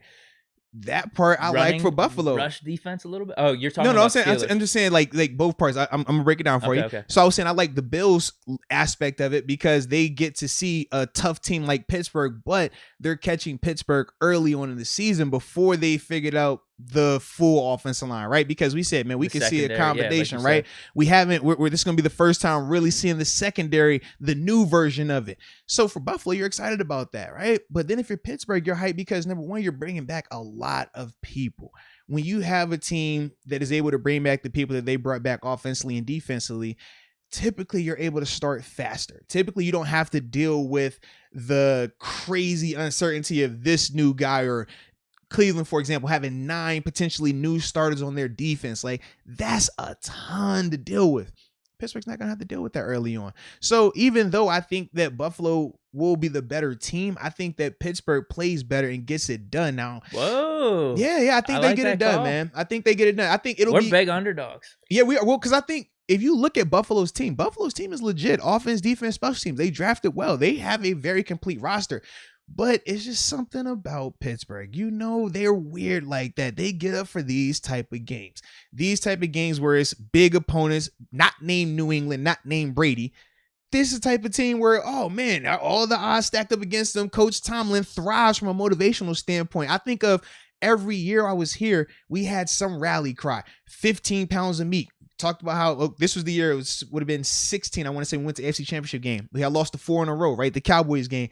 And he comes in and he's like, yo, we're going to have to be road warriors. We're going to have to go on the road every week and kill. Just like a pack of wild lions. They can't live without getting 15 pounds of meat daily. So every time we went into a state, and that's what we hollering out, 15 pounds, 15, like serious. And then I think about the following year. We had the motivational speaker, E.T. Thomas, right? The guy, you want to breathe harder than you want to live, like, or you want to be successful harder than you want to breathe, like that guy, right? So he came in and spoke to us. And he's like, yo, you got to go 120. It ain't enough to go 100. So everything was 120, like every year we had some type of rally cry. And it would get us going in these type of games. So when I think of Coach T, I'm like, bro, they telling y'all got the toughest schedule. You don't think Coach T gonna run with that one? Sure. You got the toughest schedule. You starting on the road versus a team that was fancy, that Super Bowl contenders. You don't think you can get them guys up for that? I just think that's when they get done, man. I like that. That absolutely kind of goes hand in hand with my prediction. Absolutely, my little storyline. I'm gonna work on my story in terms of score predictions. I'm not there just yet. And shout out to you, David Gaines. Welcome to the upper. But that's how I'm feeling about it, man. I think if the game is later in the year, which the past 2 have been, I think that favors Buffalo a lot more. I think that by then, later in the year, you deal with the injuries, you deal with potentially burnout from Ben. We don't know what that's going to look like right now. We all are under the assumption that a year removed from surgery, he's going to be fresher and last longer, but it could be the alternative. It could be, no, that was the best we were going to see from him a year ago, and now it's going to completely continue to go downhill. That could be the case also, but either way, earlier is better. Earlier is better. So to me, I just like that aspect right there. Cool. Let's go to the second storyline. Let's get Raiders. Uh-oh. The Raiders? The Raiders. Ready? Let's do it. Derek Carr and the Raiders offense. They've lost some help at O-line in this last season. This offseason They definitely did, man. TJ, this is simple. He's going to get 2.5 sacks. Alex Smith. Stat predictions. Let's get it. Yeah. Alex Highsmith gets 1.5. The whole defense gets 7 sacks. I'm with you on that. Yeah. I compare this to week 2 last year against the Broncos. It's going to be a very I'm similar not gonna game. lie. It's really fun when you're part of them 7-8 sack games, bro. You just like, that's oh, we what's going going to happen. nuts. I don't know. Like Everybody I said, gets a sack. TJ 2.5, Mhm. Highsmith 1.5. I don't know who gets the rest. It could be Mondo. Actually, no, I do. I have it right here. Mondo even gets a 0.5 sack. I got to ask you something now. What? Now, David is bringing up our history against the Raiders. Talks about how we struggle. I was about to say, because he thinks this is the one that we lose. A lot of people feel like the Raiders, that's just that game. It's the weird game. Not this Our one, history against them is weird. I think they're really on the downturn. Okay. What if they call Terrell Pryor back at quarterback? Yeah, then I'd be a little worried. But nah, Derek Carr. We're good. Not concerned He's about not him. going 99. At home. Dude, hold on. Let me add this, too. This is Ben's first game back at home. Yes, full it is. fans in the stand, Heinz Field. He's gonna be juiced for that. Big juice. It's gonna be going crazy. Yeah, big juice. Our offense is fine. It's just business as usual. Najee Harris, 150 all-purpose yards. Ben with a cool 250, 3 touchdowns, 1 touchdown to Frymouth. It's the first one. Shout out! Heinz Field gets to decide, what do we do? Is it Heath? Is it Moose? Is it Pat? What is it? 1 to Claypool and 1 to Deontay. All right. Juju has 8 catches. I like that. So that's like Raiders. We get the dub. I like that. Now I like us against the Raiders. The Raiders, they're just unique. You don't know what you're going to get from them. Is this going to be heavy Josh Jacobs? Is it going to be them letting Derek Carr sling it? You just never know, and especially early on. But I do like the fact that it's in Pittsburgh. I feel like in Vegas, way too much could go wrong out there in Vegas. We know how Vegas can be at times. All right, so I do like the fact. I hate it for us because I would have loved for us to go out there. That would have been a vibe. But as a whole, them coming here, I think that benefits us largely. So I do think, man, that's one that we definitely get done. I think it's going to be one of those weird games, though. It can be where we run away with it, or it low-key could be one of them weird last drive. I just kind of like when we played Denver last year, right? I mean, it's like week in 2, Philly, it's a good comparable. I just feel like it's going to be a weird, we know we're better. We feel like we're in control, but we never really just put it away. Like, I don't feel like that's going to happen, but I do think we get it done, though. What's interesting is you mentioned Josh Jacobs. Yeah. That's probably their success is like, let's get Josh Jacobs the ball a lot. Let's get him over 100 yards. Yeah. I feel like our rush defense is going to be fine. It tailed off at the end of last season, but we had a ton going on from an injury standpoint. We're going to be healthy right off the bat. Yeah. I think we're going to be able to stop him, and then you just put it on Derek Carr, which is what I like. I don't think he's that good. I agree. I think he had, his year where it looked really good, but ever since the injury, man, he just hasn't looked the same to me. So it's one of them things. Now, NSMC99, shout out to you, says 32-21 Steelers. He thinks that, Steelers get it done. And then also Thomas did bring this up. He says Steelers lose in Oakland. Steelers are well, they're not going to be in Vegas this year. We but lost either way, one time to Bruce Gradkowski at home. Bruce was the quarterback. But Bruce is a legend in PA. He's been doing that for a while. He's nice in PA. That was terrible. Bruce did get y'all. That was one of those Raiders seasons too, where they may have had 1 or 2 wins at that point. Yeah. Like they were bad. Like for them to be starting Bruce at that point in the season, I think they dealt with some injuries at quarterback. But he just came in and was like vintage Brett Favre on us, slinging it everywhere. I couldn't believe it. And he moves well. Yeah, it was terrible, man. Shout out to Bruce, bro. Shout out to Bruce. Bengals week 3. I like this one. All right, so I have same thing as the Raiders. Mm-hmm. We get after them. Yeah. Bengals and their offense don't live up to the hype, but the defense is secretly a little bit better than expected because of some of their additions this offseason at quarterback. Okay. Talking about like Mike Hilton, huh? Exactly. Well, he comes up next year.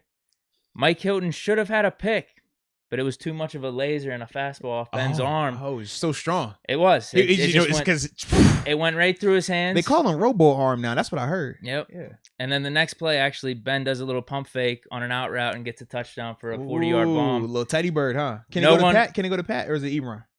You know what? I didn't have anything for who catches give it to Ebron. Let Ebron get a little love. Because Pat got the first touchdown last week. Yeah, crowd went crazy. I think it's Ebron. It's Ebron. Yeah. He's on one side of the line. Okay. He lines up. He goes for an out route, and that's when the pump fake is. And then he just hit him with the. He runs on a vertical down the sideline. And then Deacon Dots out there throwing that thing. Man, I'm with you. Last little caveat. After seeing the laser throw to Mike Hilton and then the pump fake bomb, no one questions Ben's arm strength the rest of the season. I like that. So it's just settled right there. Just silence the noise. Shut them all out. Yep. Steelers get the dub. Okay. I like that. I like that a lot, man. Well, it looks like Thomas agrees. Thomas says that the Steelers should be sweeping the Bengals along with the Ravens and the Browns. All right, I'm with you on that. Okay. Shout out to that energy, Thomas. That's big Deke energy right there. I agree with that, though. I don't think the Ravens, they're going to be good. Yeah. They're not going to be any better, though, and I think Browns are taking a downturn. So we should go 5-1 or 6-0 against those guys. I like it. I'm with you. I'm hoping so at least. Yeah. And Bat300_ asking, are we going to be at some of the games? Yes, we do plan to be at some of these games, man. Yes, indeed. We making plans? Are you gonna be there? That's the real question. Oh. If we showing up, are you showing up? Because we don't want to show up if y'all not gonna show up. That's a good point. You know what I mean? If we pull up in LA, y'all pulling up to the game in LA. If we pull up in Green Bay, y'all pulling up to Green Bay. Buffalo. If we pull up in the 716, man, y'all pull up. We're not going to that game, right? I'm just saying in general. Like, y'all pulling up? That's what I need to know. Who pulling up with us? If y'all let us know y'all gonna be there, we down. You know we down. Yeah. We team pull up. We be outside. All right, now it's time for my thoughts. Bengals week 3 on this Bengals game. I love it for us because it's early. They're going to have major offensive line, questions getting settled. And I like that happening early. I also like Joe Burrow early in the season off the ACL. Why is that? Man, sometimes as a player, you need to take a couple of games to finally get back confident, finally get back comfortable with yourself, especially after a knee injury the way that he had. Also, defensively for them, they got new pieces, absolutely. But they're still having to get cohesive. Think Tampa Bay last year. Tampa had all these new bells and whistles offensively and defensively, but it took them a little bit of time to get that thing going. I think with Cincinnati, getting them early is better. And I just think that with us, we already have that big brother mentality on them. We're going to be jazzed up because last time we played them, they beat us with their backup quarterback. So we're definitely going to be feeling some type of way about that. And I just feel like, man, this is at Heinz Field. So the energy is going to be nuts. First division game too. Yeah, this is one of those ones. I think this is one of those ones where we get one of those gory performances where it's just like, all right, we kind of run away with it. Like, that's how I look at that one right there. Okay. Yeah. What's funny about that Bengals game last year, you know how I have excuses for basically every other game? Like, oh, Ben had that bad pick. Like, all these things that happened in our losses at the end of the season last year were so self-inflicted. Bengals game, I can't say anything about that game. It's just like, man, that was a bad one. That was just awful. I cannot say anything. I was not happy about that, bro. Yeah, that's the one game I can't say. Soundly defeated us, bro. That was just terrible. Yeah, that was terrible. Yeah. What do we got? Next one? Packers. Yes, but before we do that, man, Fonny Boy says they need more skits. Skits? What do you mean? Talking about, man, when you was doing your pro day, bro. The people liked it, man. The people liked it a lot. Okay. I mean, we might have to cook up something. I like doing that funny, stuff, man. To be honest with you. Yeah. I enjoyed it. Okay. It was cool. We get creative. Yeah, man, I'm down for it, man. It's just nothing. Just, you know how you get your creative dreams. I don't know your process of when you're winding down for bed, but you somehow have all these lucid dreams. Dude, someone hit me up on Twitter. They said, I think it's like a Jedi thing now. That's like what it the is? Force is transferring. Because he said the same thing. He's like, dude, in my dream, Najee Harris caught a 70-yard bomb for a touchdown in week 1. And he woke up like, did it happen? Let's see if some of this shit happens. So if it does happen, just while you're in the middle of these crazy, stimulated dreams, just make sure that you write one of them things down. Like, yo, we should do this for this would be funny right here. Yeah, just, bring it to the table, man. Share with the group. Share with the class, man. And Thomas, will we be in Latrobe this year? I don't know if the Steelers are going to be. I don't know. We're still waiting to hear about them as well. They might do the Heinz Field thing again. I'm not going to lie. I'm not a Latrobe guy. Just because of, it's different for me. Like, Latrobe, I like the wings out there. I go to Dino's and Sharky's. But for me, because of just my thoughts when I get the PTSD. As I'm driving and I start thinking about the dorms. I think about the walk. I think about the shoulder. I think about when I had the hit. And I think about it's hot. And then it's the bug. And then it goes downhill from there. So for me personally, I'm hoping it's at Heinz. But if it is at Latrobe, we might pull up. We could pull up. All right. So go to this next game. You ready, baby? Yeah. Let's get it, man. Let's get it, bro. This is week 4. Jordan Love is their starter. Ooh, so A. Ryan in Denver? Is that where he's at? I don't know where he is. Okay. I have no clue. He was in Denver, man. I don't think I have that on my predictions. Do we play Denver this year? Yeah, no. Right. Next game. We do? Yeah. No, was it October 10th? No. We go Green Bay October 3rd and then October 10th, Denver. Did I skip Denver on my stories? You did, bro. You skipped them, man. I definitely did. Come on, how you gonna skip Denver, baby? Man, I'm gonna have to go off the cuff there. Come on, baby. All right, but Jordan Love is the starter for the Packers. And we know how the Steelers typically do against young quarterbacks getting their first season under their belt. Yeah. Because we beat Brett Hundley. That was the game that got a little interesting, though. Oh, my God. That game definitely got interesting. We beat him, though. I told we you beat the 'em, story we about beat that 'em. one. I had to leave that one early. Yeah, you did. I was so pissed. You did. That's one thing I always bring up to my buddy. Yeah. Like, he screwed me. Like, you don't That was bring me to crazy. the game That was and crazy, then bro. leave early. That was crazy. Because, you can't like, trust people that make you leave yeah, early because for we the came games, man. together and like he parked all the way over in the north side. Yeah. He's like, I'm gonna leave like 10 minutes left. I'm like, what do you mean, dude? Yeah, Like, you can't this leave game's early, a bro. 1-score game right Yeah. now. He's like, I'm gonna that leave. ending was nuts. Boz with the 52. That was his first time hitting over 50. We're like, oh. Because I could have got home. I could have Yeah. got home on my own. You Like, could have called me up. I someone. would have got you, bro. Yeah, one way or another. Yeah, man. But I was like, I don't feel like you just don't do that to your boy. You Yeah. just don't let him like walk over there on his own. Like, You're a good so guy. I like how you said bullshit. you don't let him walk over there on his own. Like he was like the girl, like, let me make sure she gets to her car safely. You hit your homie with that. Like that's deep right there, I bro. don't know, man. I don't know. My man's would have let me walk. He'd be like, yo, you man, I'm a holler at I you. think now He would have definitely let me walk, now I bro. would have. You got to think we were younger at the Yeah. time too. Like we were probably like 23 or something like that. I don't know.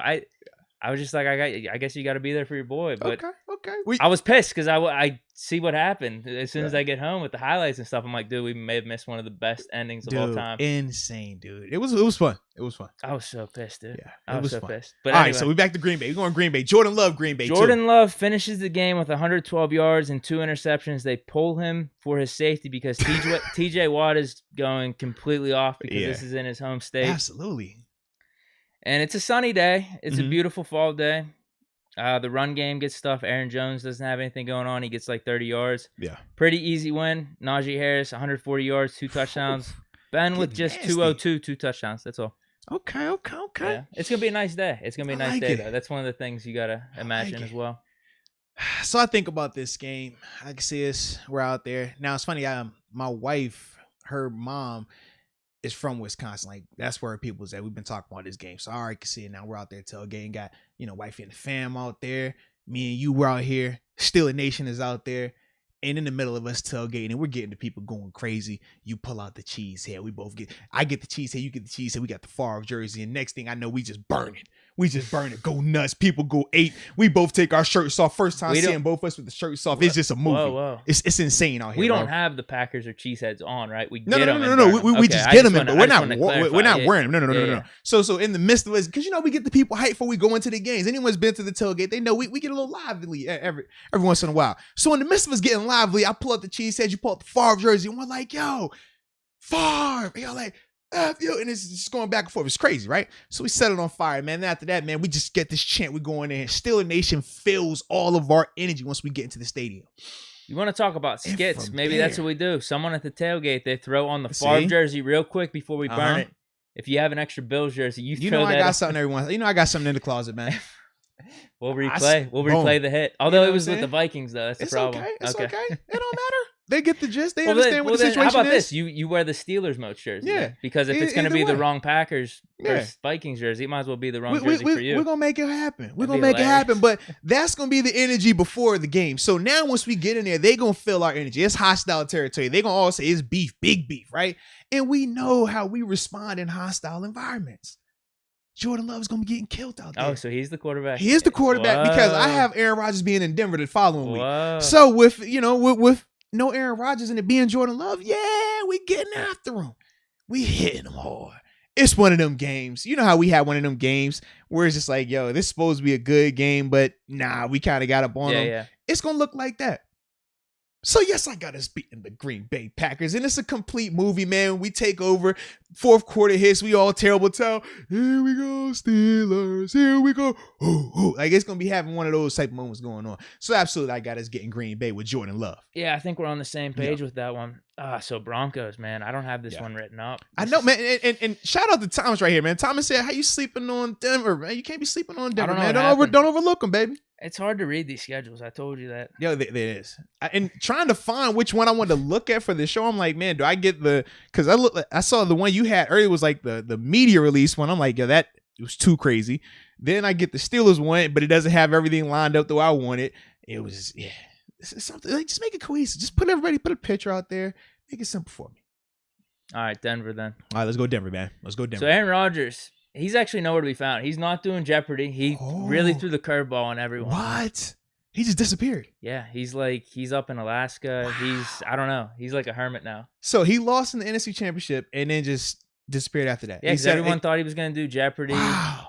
He might do that the following year. I think he just wants a year break just from a year, everything. just a mental health year. You need those every once in a while. Exactly. Yeah, I'm with you. So Denver has Drew Lock and Teddy Bridgewater. Bridgewater Teddy Two Gloves? He beats out Drew Lock. Okay, shout out to Two Gloves. I like Two Gloves. He's the starter in this game. Unfortunately for him, it's not going too well because the gloves, it's kind of throwing off his throwing motion. Is this at Denver or is this at Heinz? No, this is at Denver. No. This is at Heinz. This is at Heinz. Because I remember I was excited about that because Denver is cool to visit. Sucks to play there, though. Okay, perfect. Then this goes hand in hand. It's a windy day at Heinz Field. Yeah. Ooh, now we found where AA Ron is at. Shout out to Goated Clips. He said that Aaron Rodgers is actually sitting in Alaska drinking scotch. That's where he's going to be at. All right, so we're good. Okay, yeah, that makes sense. Because he's still tuning in. He likes it cold, though. He wants to be in a cold area, so I can see that. That makes sense. I'm with you on that. Sure. Okay. All right, so Heinz Field, it's a windy day. Okay. One of Teddy's gloves rips. It just so happens to be his throwing hand. Yep. No, not the throwing hand glove. Really windy day at Heinz Field. So do we call him overcast. Teddy One Glove then? Jeez. I don't know what we're calling him, but he's having a rough day because he doesn't have his two gloves. Mm-hmm. Losing the grip on the ball. He even slips on a handoff even. We get the ball. TJ takes it back to the house. Okay. Does the signature celebration. Him and Highsmith actually develop a celebration kind of like him and Bud now. They kind of figure something out in this game. Okay. And TJ takes it back to the house. They just so dominant. Yeah, this is an easy win for us. Ben, it's kind of like last game. I think Ben throws for maybe like 250 yards. He actually breaks out the glove. He goes, wow. Yep, he goes back we to get like glove his rookie Ben. I like season, glove his Ben. second season. Glove Ben's different. Yep, he has a good grip on the ball. He was thinking about breaking out the visor, but there was just no reason for it. Harris has a really good game because it's windy. We kind of focus on the run. He gets about 170 all-purpose yards. Takes a screen for about 50 yards. Almost a touchdown. They call it back. They call it back, but blocking it's cool. the back on Dotson. What? No. He just doesn't make it. Like they go to instant when you say he replay. took it. Oh, I thought you meant like he got Just a little called bit back. just a little bit short. But then we do a play action at the goal line. Ben to Freiermuth. We do the whole Heath chant. Whatever chant we decided in the second week, we're gonna do with this one. So we get the dub in this one. I like that. Now I love where you're going with these stories, man. These storyline and people in the chat love them as well, man. Shout out to Butcher. Are they enjoying this? Listen, Butcher Bergen _Zo411 says in the multiverse, there's a world where every one of Deke's predictions come true. That'd be crazy. Your prediction game is elite, bro. I must say it's elite.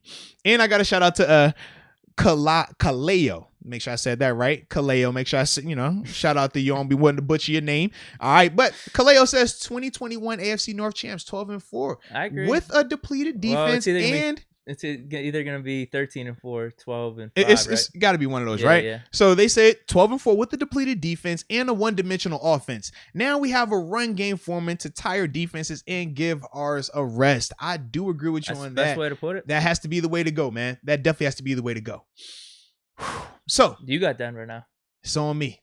I loved your storyline though, man. I love the rip glove, the celebrations, like the details in which you came with this story. You can tell that you've thought about this story for days. That one was off the No. top. That was days. That might be better than my written stuff. I think that was your best work. I'm just throwing it out there, man. Might have been. Man, so Denver. So do I have my scenario with Aaron Rodgers there, or do I take your scenario with no Aaron Rodgers? No, you have your take on it. You had Aaron Rodgers there, right? Yes, I think that Aaron Rodgers ends up there, right? I would hope he does. I think it's just more exciting.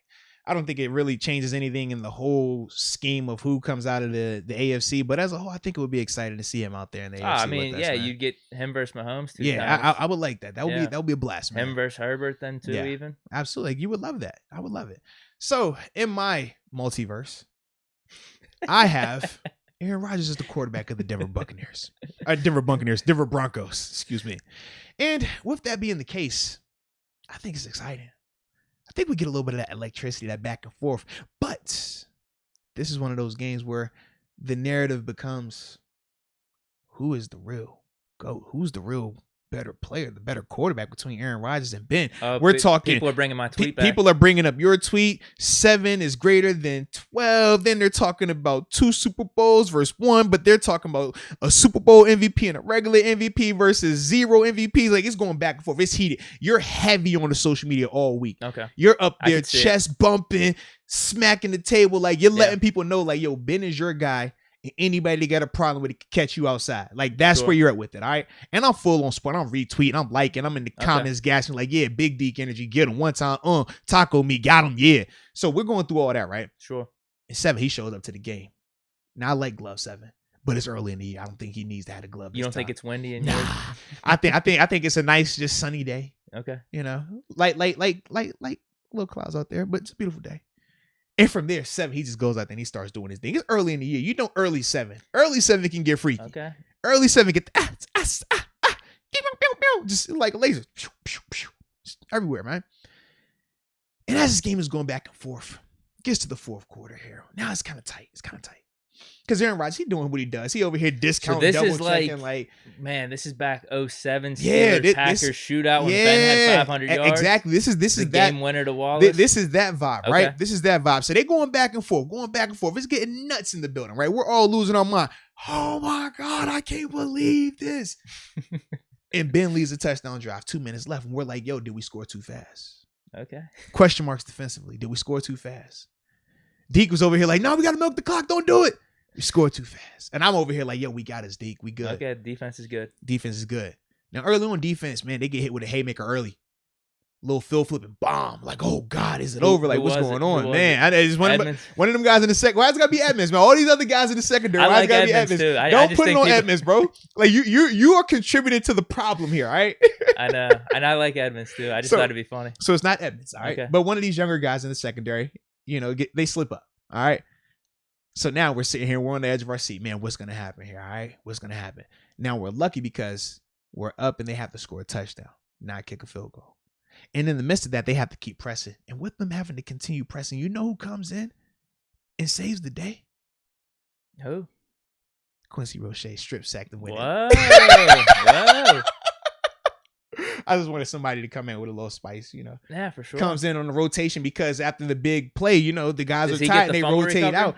TJ gets the fumble recovery. Because it's TJ. TJ, and the whole headline talks about TJ because So he dominated the whole game. Him and Quincy developed the celebration as opposed to TJ and Highsmith. Yeah. Whoa, this is crazy. Because Highsmith just subbed out because he was like, yo, I'm a little gassed. Give me a play. And Quincy's like, yo, I'm young. I'm hungry. Like, I got to show y'all something. And he gets the sack. And it's just like, what? Damn. You throw your beer. You got your beer. You just throw it up. I'm just like, ah. Like, we just going crazy. And that's what happens, bro. I think I did Steelers do that win, bro. one time. It was the Steelers-Cowboys game back in 08 when we won it on. It was at the Shea Townsend pick 6 off Tony Romo to win the game. Yeah. We were at the top deck. It was either me or my buddy I was with. We tossed the whole pack of Twizzlers. You just gotta throw it up, bro. Oh my God. You gotta throw it up, man. Yeah. Now, side note here, as we're going through our predictions, because we did have Darren. Darren shouted out in the super chat, so we got to shout you. 100%. Got to bring you up here. Now, Darren asked this little one-off side question, but between Eric Ebron and James Washington, who do you feel will have the better receiving season? Oh, wow.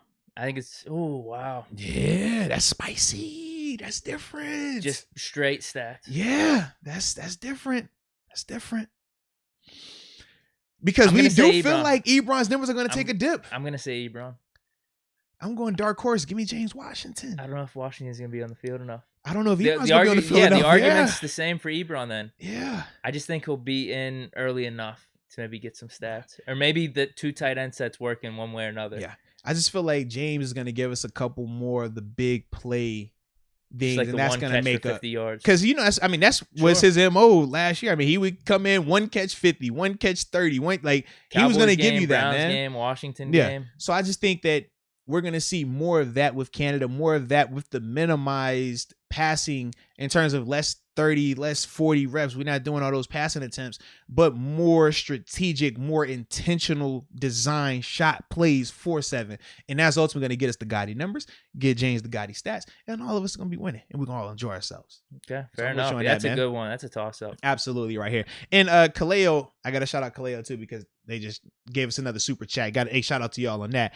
But Kaleo says, man, y'all better show up in LA. Nothing sounds better than tailgating with my favorite YouTubers and then watching the Steelers at our second home.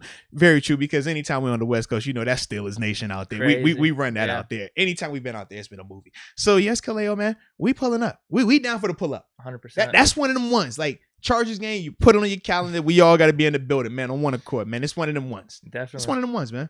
All right, so back to the schedule here, man. So now that you were done with the Broncos, you didn't overlook them anymore. Now we got Russ. We know what Russ, his stats are on the East Coast, especially in prime time.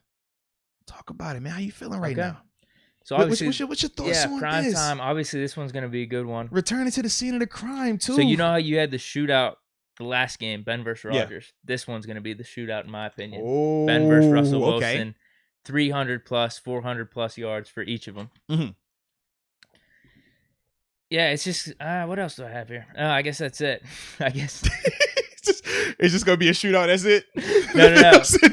No, I have. No, is Russ cooking? No, he ain't got no. Is it DK? Is he showing off the sprinter speed? Like none of that. Like, come on, man. Hold on, here it is. Hold on, I got a few more.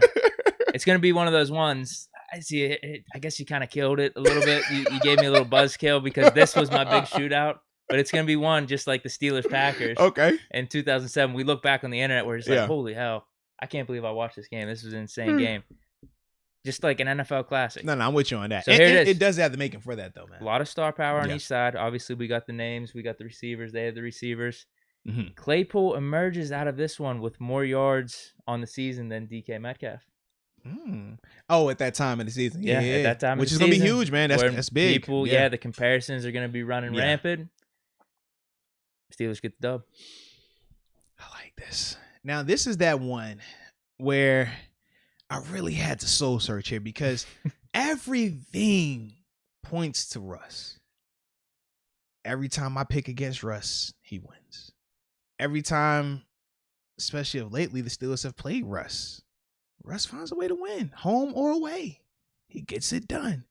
He gets it done with big plays. He gets it done in clutch moments late in the game. We talked about the 3rd and 15 that he picked up here at Heinz Field, scrambling up the middle. We were just sick. Remember that? I was disgusted. Like, we've seen Russ do some things, some crazy things. We saw the game in Seattle. Was that 2015 where he hits? Was that Doug Ball when he hits on the crossing road and Doug goes like 70 on it? We've seen like Russ does certain things when he cooks, especially early on, and we know what we're going to be hearing that whole week, right? Not only is the storyline of Ben returning, team that knocked him out, all that storyline, but we're going to be hearing about how neither one of these guys have ever received the MVP vote. Has that still been the case? I feel like that's still the case right now. All right. So I feel like we're going to be dealing with that. We're going to be hearing that a lot. And ultimately, it's going to lead to that shootout that you're talking about. I'm agreeing with you. I think it is going to be a shootout. Oh, back-to-back shootouts. Yeah, absolutely. Whoa. Because I think with our secondary early on, especially, we're not going to have this, okay, these are the guys from 1 to 17, week 1 to week 17. I think we're going to see some fluctuations with our lineups, and it's not going to be injury related. I think it's more so just when you're talking about young guys. So Pierre struggles a little. But the thing is this, it doesn't matter if it's Pierre, it doesn't matter if it's Lane, it doesn't matter if it's Norwood, it doesn't matter if it's Brooks. We can go, if it's Brown, it doesn't matter who it is. Traditionally with younger corners, especially corners, they struggle early on, man. They have some growing pains because they're not going to be able to just be hidden or covered up in a safe role. Oh, you're only the fourth corner. You only come in for, 5 to 10 snaps. No, one of those guys are going to be playing 70, 80% of these snaps. Then another one of those guys is still going to be playing another 20% of those snaps as well. Just the odds, you know what I mean? Like the numbers don't add up that all those guys are going to hit. And that's with the assumption that Cam Sutton still elevates his play as the full-time outside corner along with Joe Hayden staying where he's been at. Yeah. It's a lot that has to go on there. So I do think that Russ is able to take advantage of our secondary a little bit. But I feel like the Seahawks secondary is worse than our secondary. So I feel like Ben is able to really thrive in that moment. And I think that's the difference. I think Najee has a good game. I don't think it's crazy impactful. I think it's more impactful from a screen standpoint. I think he has a nice little screen play where he gets a little loose. Stiff arm on Bobby Wagner. It's kind of like that whole, whoa, big moment part because Bobby smacks him early. Yeah. Bobby gets a clean hit on him early. It just changes the game. But later on, Najee gets him back with a nice stiffy. And then he's like, whoa, okay. We realize that we got something here. Now he's starting to come into his own. And then from there, obviously Steelers get the dub at the end of that thing. Field goal, 53 yards, left hash, into the wind, open end zone. Give me Boz, money. Damn, okay. Just like that, man. We both have them undefeated right now. I mean, it's only, 5 games in, though, bro? Yeah. Is it 5? Yeah, this first 5. And these are, typically, this is like the easier part of the schedule, I feel like. Okay. Yeah. Or, excuse me, that's 6 because it's Seattle right there, yeah. So, then we have 6 games in. Then we have the bye week. Yep. I have a little storyline for this one. Uh-oh. Claypool can't help himself and gets himself in trouble on IG Live talking about the Browns matchup coming up the following week. It's nothing too crazy. It's just that his comment is taken way out of context. It's actually way more mild than his previous comment. Because usually he gets a little wild. Usually he got some stuff he says, And man. what's crazy, too, up to this point, Juju's been off TikTok this whole time. He's been chilling, no TikTok? Everything's been quiet this whole season. This is the only moment that we've had at any point in this season from this point and going forward. But we use it as a rallying cry because the media, the Browns, all these other teams took his comments on IG Live out of context. And then the Steelers, we just stay locked in. We stay focused. We stay quiet. We're off social media. So that's what happens during the bye week. Okay. There's a little bit of controversy, a little bit of drama, but at the end of the day, it just helps us build better. Okay. Yeah. So you feel like this is going to be bad then, huh? What? This is upcoming matchup after the bye, then. Is it bad? No, good, Browns. Huh? No, here we go. Okay. Because I get the rallying cry. I'm with you on all that, but I'm like, you sound like you was leaving me hanging there at the end of that thing. Oh, no. I didn't know if you had a bye prediction, but we'll just go to the Browns. Because my bye prediction is, season's going so crazy right now. Like I said, I think they start out hot. I think veteran group, a lot of teams aren't doing OTAs from the sense of not the organization's not throwing them, but players having the soft strike where they're not showing up for them. I think that does have a similar impact to what we saw last year. And we said last year with the lack of OTAs, the teams that have veteran groups, the teams that have been together for a while, they were able to start faster. And I thought that was a big reason why the Steelers in particular were able to start the way that they did. I think this will be a similar approach. That's why I think 6-0 going into the bye is realistic. Now, obviously, Buffalo can get a little dicey. 1 or 2 of those games, Green Bay, if Aaron Rodgers is there, gets a lot more dicey then.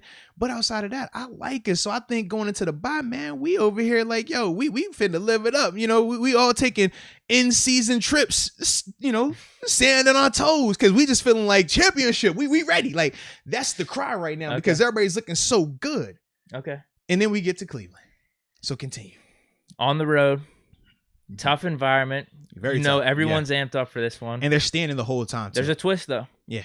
Mason and Miles do an interview together for CBS the week before the game. Aditi is hosting it because we like Aditi. Shout out to her. Yeah, they're friends now, actually. Okay. They're friends. Wow. Everything's good. They go fishing together. Yeah, Nice. That's what happens. Sounds like a good guy, man. Unfortunately, that doesn't translate to the field in terms of the teams and their friendliness because everyone's amped up. Everyone some is bad amped blood. up. Yeah, it's fine, but it's football. People feel like Ben is, their dad and stuff like that. So, yeah. So it's a slugfest. Mm-hmm. It's a low-scoring game. Ooh, I like that. The Browns, they're able to get their yards on the ground. Okay. But we just hold them to field goals the whole time. Harris isn't getting much going throughout the game, but we kind of stick with the run, though. Okay. I like this. Shout out to Canada, man. The commitment. We get a nice pass interference call with Claypool. Okay. On Greedy Williams, or is it on the young guy? Was it Greg Newsome? It's on Newsome, or are we putting it on Denzel? Remember Denzel got hit with the double move last year. Shout out to James Washington. Yeah, I think it's Denzel. Yeah, give it to Denzel. I think it's Denzel. Send it to Denzel. So along with that, we get a couple nice chunk plays on like play actions and like 2nd and 3rd and longs. But it's a struggle. Like I said, we're trying to get the ball to Harris. Just things aren't going right. But the persistence in the run game pays off. I like it. Harris breaks one for 30 to close out the game. Steelers win 15-13. All right. Shout out to you on that then, baby. Shout out. For me, man, I like this one. I feel like first off, it gets flexed. Not flexed. It's not gonna be prime time, but it go from that 1 o'clock to that 4:25 slot. I just think that's one of them ones, man. We get a little later in the evening. It's Halloween. You need that. Oh, definitely. It's Halloween. Definitely. Everybody's decked out, dressed up, going crazy, and we already know what the Cleveland atmosphere is like. We love it. Like it's an awesome vibe being there, man. If you haven't been to a game in Cleveland, you definitely should check it out, man. But I feel like the energy is right, but it's one of those games where quarterback play is bad for both. Baker's struggling and Ben is struggling. And now we have the battle of the backs. Najee versus Nick Chubb and Kareem Hunt. Oh, man. It's looking good. We're looking good at times. We're looking real good at times, man. But Nick Chubb was looking great. Nick Chubb was lighting us up. We're having like flashbacks. We're like, yo, whoa. I thought we could stop the run here. Like, what's going on? Now, we end up getting out of there with a dub. But it seems like our predictions are kind of similar. This is one of those ones we leave with the black eye, though. We don't feel like we own Cleveland anymore. In fact, we feel very nervous about Cleveland going forward because the way that it ended, it wasn't we ended with them having some debacle. No, they score on us late. We just have one of those magical Ben does what he does, and we're able to get up out of that thing, skin of our teeth situations. Way different vibe though. We're leaving out of there like, yo, we respect them. Different level. We respect them. Okay, so they've actually had a good season. Yeah, they've had a good season, right? Okay. They still lose their opener because we know they're 0-17. They're past 17 openers, so they're going to be 0-18 once they play Kansas City in their opener. We got you on that, but they're still going to be looking good. They're above 500. They're going to be looking good, and we're going to get out there. We're going to say, okay, we respect them, but we know we're going to have to be really, really. You can't take them right. We can't take them lightly anymore. I think that's going to be the vibe for that game, and it's Halloween. Like I said, it's Halloween, man. And then from there, man, like I said, Juju scores. Najee gonna get. I think Najee scores that one that we need. That really, and I see people, and he does like a cool trick or treat celebration. It's this weird thing. Oh, cool. I like it though, man. Dude, we're very similar because I had Najee breaking off a 30-yard run at the end of the game to close it out. Mm-hmm. We were right. It's kind of like a slugfest. Running games on both sides. That's good. It. So far, so good. So far, so good. Bears. All right, here we go. So this is actually Justin Fields' first start, which makes it really interesting because the Bears' record up to this point is like 3-6, 3-5. Oh, yeah. He came in relief the game prior, but this is his first official start. Yeah. But it's very similar to the Packers game because Fields is a rookie quarterback. We know how the Steelers deal with some of these young quarterbacks. Take advantage of them. Yeah, but Fields shows a lot more potential than Jordan Love. It's just not all the way there because the Bears team isn't all the way there. That's the thing. Like, fair enough. Like Fields shows some flashes, but you could just see like receivers aren't getting open. Yeah. Their line's not doing too well. We just have his number. Minkah gets a pick 6. Fumble recovery from David Montgomery. TJ Watt. Another one. Yeah, another one. Take him back to the crib. So he's trying to get D-pull. He defense player. No, that's exactly. What this vibe like is. To get. Yeah, you're gonna need touchdowns. I hear you. No, exactly. So Minkah got the pick. TJ Watt fumble recovery from David Montgomery, and it's something really like he's running, and it's actually a really good run. Okay. He tries to make a juke, and it slips out of his arm. That's what happens. It goes right into TJ's hands. He takes it back to the house. Did TJ jump over anyone? Can we get any highlight? No. Stiff arm. Oh, okay. As long as he has something signature that we like, you know how Debo has the one where he's on the side, like it's a stiff arm, and it's like a stiff arm for like a good 5 or 10 yards. Like he's like carrying. No. Exactly. Okay. We win 30-17, and actually Deontay has a really big game in this one. Shout out Deontay. Really big game. Shout out Deontay. Double-digit receptions, about 130 yards. I like that right there, man. So we're undefeated still. I like that. Man, we're sitting here now. What? Chicago Monday night. Justin Fields, rookie quarterback. I don't like rookie quarterbacks in prime time against the Pittsburgh Steelers. I personally don't. So you think he's starting at this point too? Yeah, he's definitely starting at that point. I think he starts earlier than that personally. Okay. I hope he's week 1. Maybe even week 1. He should be. He should Let's be. Let's be real. 1. He should be. Yeah, I don't want to see Blake Bortles. I don't want to see Dalton. I want to see Justin. Blake Bortles. I'm just saying I don't want to see them all. You don't think? Oh, you're saying for the Packers? Either way. Yeah. I'm just saying I don't want to see either one of those. Like they're all just in the same bowl to me, right? And then who was winning Cincinnati? Bortles will be funny at least. And you might as well Ryan Finley, throw him in there. I don't want to see any of those quarterbacks ever. Like just they can just stand on the sideline, clipboard them up. Cool. But Justin Fields, he has to be the guy. And I just don't feel like rookie quarterbacks are going to do well versus us, man. They traditionally don't. So I just think that continues in that game right there. And we get that thing done. Now, this is crazy because we're both sitting here at what? Now, this is what, 7-0? 7-0, 8-0? Yeah. I don't know. All right. Now, before we continue on, I asked the people for their schedule, for their full record predictions. We had to get more in here, all right? Sure. As I was getting an email about us being live. Yeah, thank you, YouTube, for letting me know that we're live right now. All right. Shout out. But here we go. Was it Vague_Wolf says 11-6. Irene Knight says undefeated. She got big Deke energy right there. That's big Deke energy right there. I like that. Malachi says 12-5. Dylan. Dylan says 10-7. Marvy_G 12-5. All right. Oh, let's see. Cole says, I hope it doesn't happen, but it's kind of fitting that the Ravens could be Big Ben's last game. Oh, Lord. Oh. I don't like that, man. I don't like that either. Nah, come on. Cole, you can't be commenting like that, Cole. Come on, you better than that. Come on, bro. All right, we already said NSMC 99 said 12-5. Then we got Kenneth. Kenneth says 13-4. Oh, and then Xavier agrees with us. He says, I see us starting 6-0 if we beat the Bills. I agree. I think that Bills game is going to be the catalyst to how we start this season. If we look good in that game, get a little confidence and are able to come out of there with the win, I do think we will be able to continue this hot streak like we're predicting it. If they come out slow in that game and they get beat handedly or, just a convincing loss, I think that could damper confidence. That's the big part, the confidence element with some of these younger guys, some of these inexperienced guys, man. So that's going to be a key game. I do agree with you on that. Kaleo says 13-4 and winning the division easily. Shout out. We definitely believe you on that one. And he says and she says Najee is going to go crazy. Absolutely.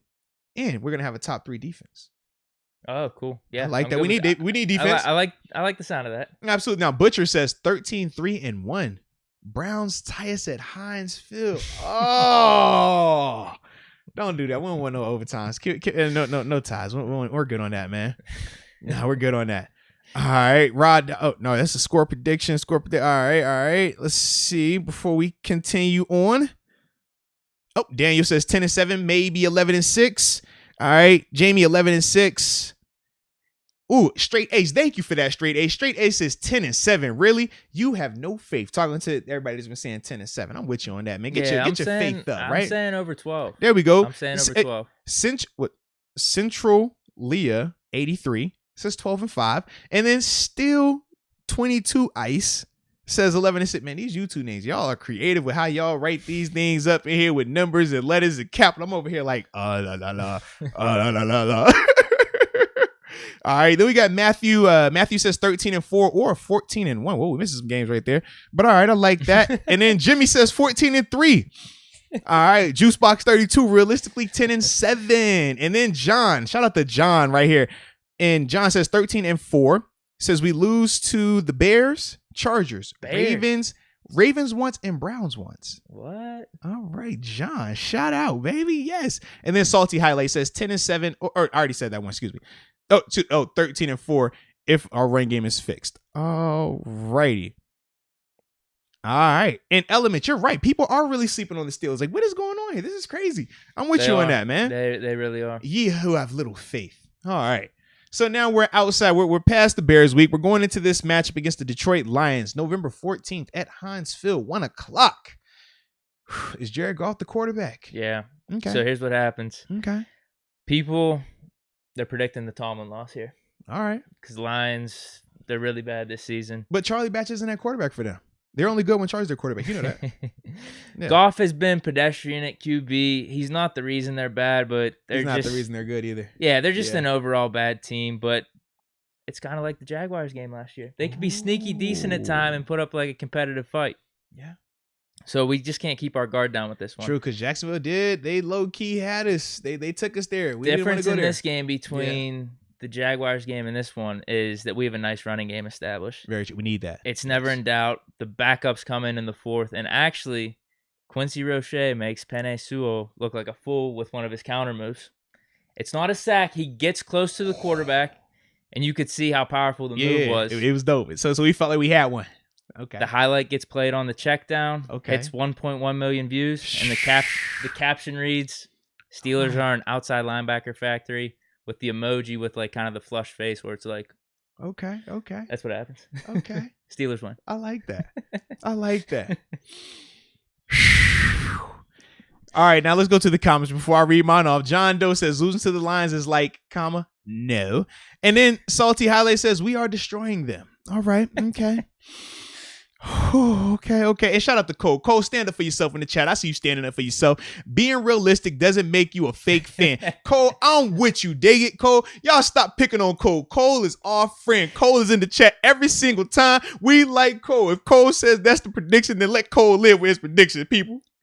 All right, I got you, baby. I'm not going to lie. I always think that is funny whenever people have a negative take on the Steelers. You just call them fake fans. It's fake fan, bro. Haters. You got to call them hilarious. It's hilarious. No love. It's like that sometimes, man. But for me, man, as it pertains to the Detroit Lions, it's 1:00. It's in Pittsburgh. This is the trap game of all trap games, ladies and gentlemen. Whoa. I hate to say it, but We are trapped. We have been walking in the woods. It looked like it was leaves and it was a hole in the ground, and we fell into the hole, and somehow, some way, that's the one that we lose. Wow. That's the one. We talk about the Tomlin trap game. We're sitting here undefeated, came out of the bye, because that was the talk, right? Everybody was like, man, coming out of the bye, can this team still pick it up and be hot? Division foe, on the road, Halloween, all these things going on, but we take care of business in Cleveland. It's a tough win. Like I said, we respect them differently now, but we still get it done. Down. Right. And then we talk about how, okay, the Bears come into town prime time Monday night, but we still get that done versus the young quarterback. I think this is the one. This Detroit when everything just lines up where, dude, we've been so dominant. We took care of business before the bye, where everybody was talking about don't overlook teams. We got the bye. We got to stay singularly focused. We're all there. We're good. Come out of the bye and we're good those first 2 games, and Detroit comes in and we're like, I mean, Jared Goff might be the quarterback. He might not. I mean, all they got is Penei Sewell, and no one even cares about offensive linemen. It's Detroit. Who even watches Detroit? And you come in here like, bro, I'm not going to lie. I didn't even watch film for these guys. I said, why? You know how you do? I just watched press conferences. He said, when I just walked in, I seen their coach talking about biting kneecaps and chewing legs off. And I said, we're not worried about this guy. Still's got it. Ben, 500 yards passing. That's the energy you come in on, and I'm sucking it. I'm just like, yeah, man, let's go, bro. They suck. It's over. And Detroit is the one. Detroit's the one that gets us, bro. And we're sitting, and I remember us, we're going to be sitting here with that look on our face like, bro, did that happen? Like, did that really happen? We're all gonna be in here just group therapy all at the same time, bro. I think that's the one though. It's like that's the Tomlin loss. That's crazy the Jets Saturday party. That's you're Jets hungover the 2014. Next day. That's who was the Tomlin loss in 15? Like we had a Ravens one against the Mallet. That might have been the 15 one. Actually, because that was the kicker Scobie game. Yeah, Vic at quarterback. No, there was one on the road. Oh well, yeah, that was later. That'd have been later that year. I don't remember what. It was one of the ones that was like the second one. Absolutely. Yeah, so we always have it, man.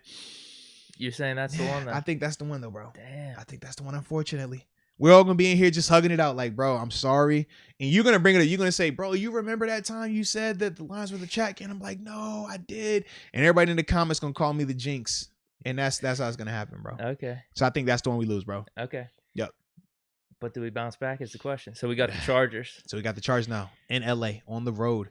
Movie. You know it's a movie. Just from the time that week starts, just keep the camera rolling, Deke. Like, It's going to be that type of atmosphere. We're going to get out to LA. That's one of the ones where you got to come out Friday. Like when we did the Arizona, remember Arizona was a Friday, Saturday, Sunday affair. That was great. This is one of those ones where, excuse me, right? We're calling up the boss like, look, man, we're not going to be at work Friday. Don't look for a Saturday. You know it's gonna be a movie all day. You're saying Sunday. We stop in Thursday night, maybe? Like we might catch the prime time. We might have a show we do out there. Like it might be that type. Sick. You know what I mean? Like now I'm thinking we got beggar Thursday. Yeah, it'd be sick. You know what I'm saying? Like that might be the vibe. And then Friday the link, and then Saturday we just groovy, and then Sunday is action. Sure. That's what this game is, baby. Yeah. So continue with your storyline, man. You know I love this action. Well, it all adds up because Chargers' record is awful. Mm-hmm. Herbert is throwing up incredible fantasy stats, though. Really gaudy stats, but he has a sophomore slump in terms of playing winning football. I mean, they have the new coach. You know that's not a good thing for a young quarterback. True, it's not, man. Changing your coaches every season like this. It's bad for business. The LA market, they're kind of out on the Chargers at this point, and the Steelers fans just completely back to place, and it's a Steelers Nation takeover. We know it's a takeover now. Game is weirdly close though. It kind of Joe Burrow, he can go now. It kind of reminds me of the AZ game that we were at. It's weirdly close. Oh, that Herbert has a chance to win it at the end with a final drive. Mm-hmm. But the Steeler fans are just going crazy. They're going absolutely crazy. So he has to go silent count in his own home stadium. Yeah, I'm not sure how it happens, but Cam Hayward gets a strip sack. Oh, big Joe Cam. Hayden picks it up. Okay. Runs about 10 yards, goes out of bounds. Yeah, there's only 30 seconds left in the game. Oh, so he knows it's over. Vet move. And then we celebrate all Sunday night. I like it. And we stay an extra day. Fly LA. back Monday. Yep. Hey, let's go. And hold on, man. Before I give my prediction, I do got to give a big time shout out to Joe Brown. Joe just said, man, he just graduated college, man. Shout out to Joe, man. Major congrats to you on that right there, man. That's big time, baby. Yes, indeed. Whew. But yeah, you're right though, bro. That's one of the ones I think that's how it happens. we cancel the flight. We actually don't even cancel. We're just feeling so high on life. We're like, yo, we just won't show. We'll just book it again the next day. We don't even care. Like we on that type of vibe right there, bro. Absolutely. We go from straight to LA to Cincy. Yeah, just like yo. Stay the whole week. You a fool. What do you mean? So you can We stay the whole week. just, Then we go to the Bengals game. Just, Yep. Yeah, I'm with you, bro. You go to.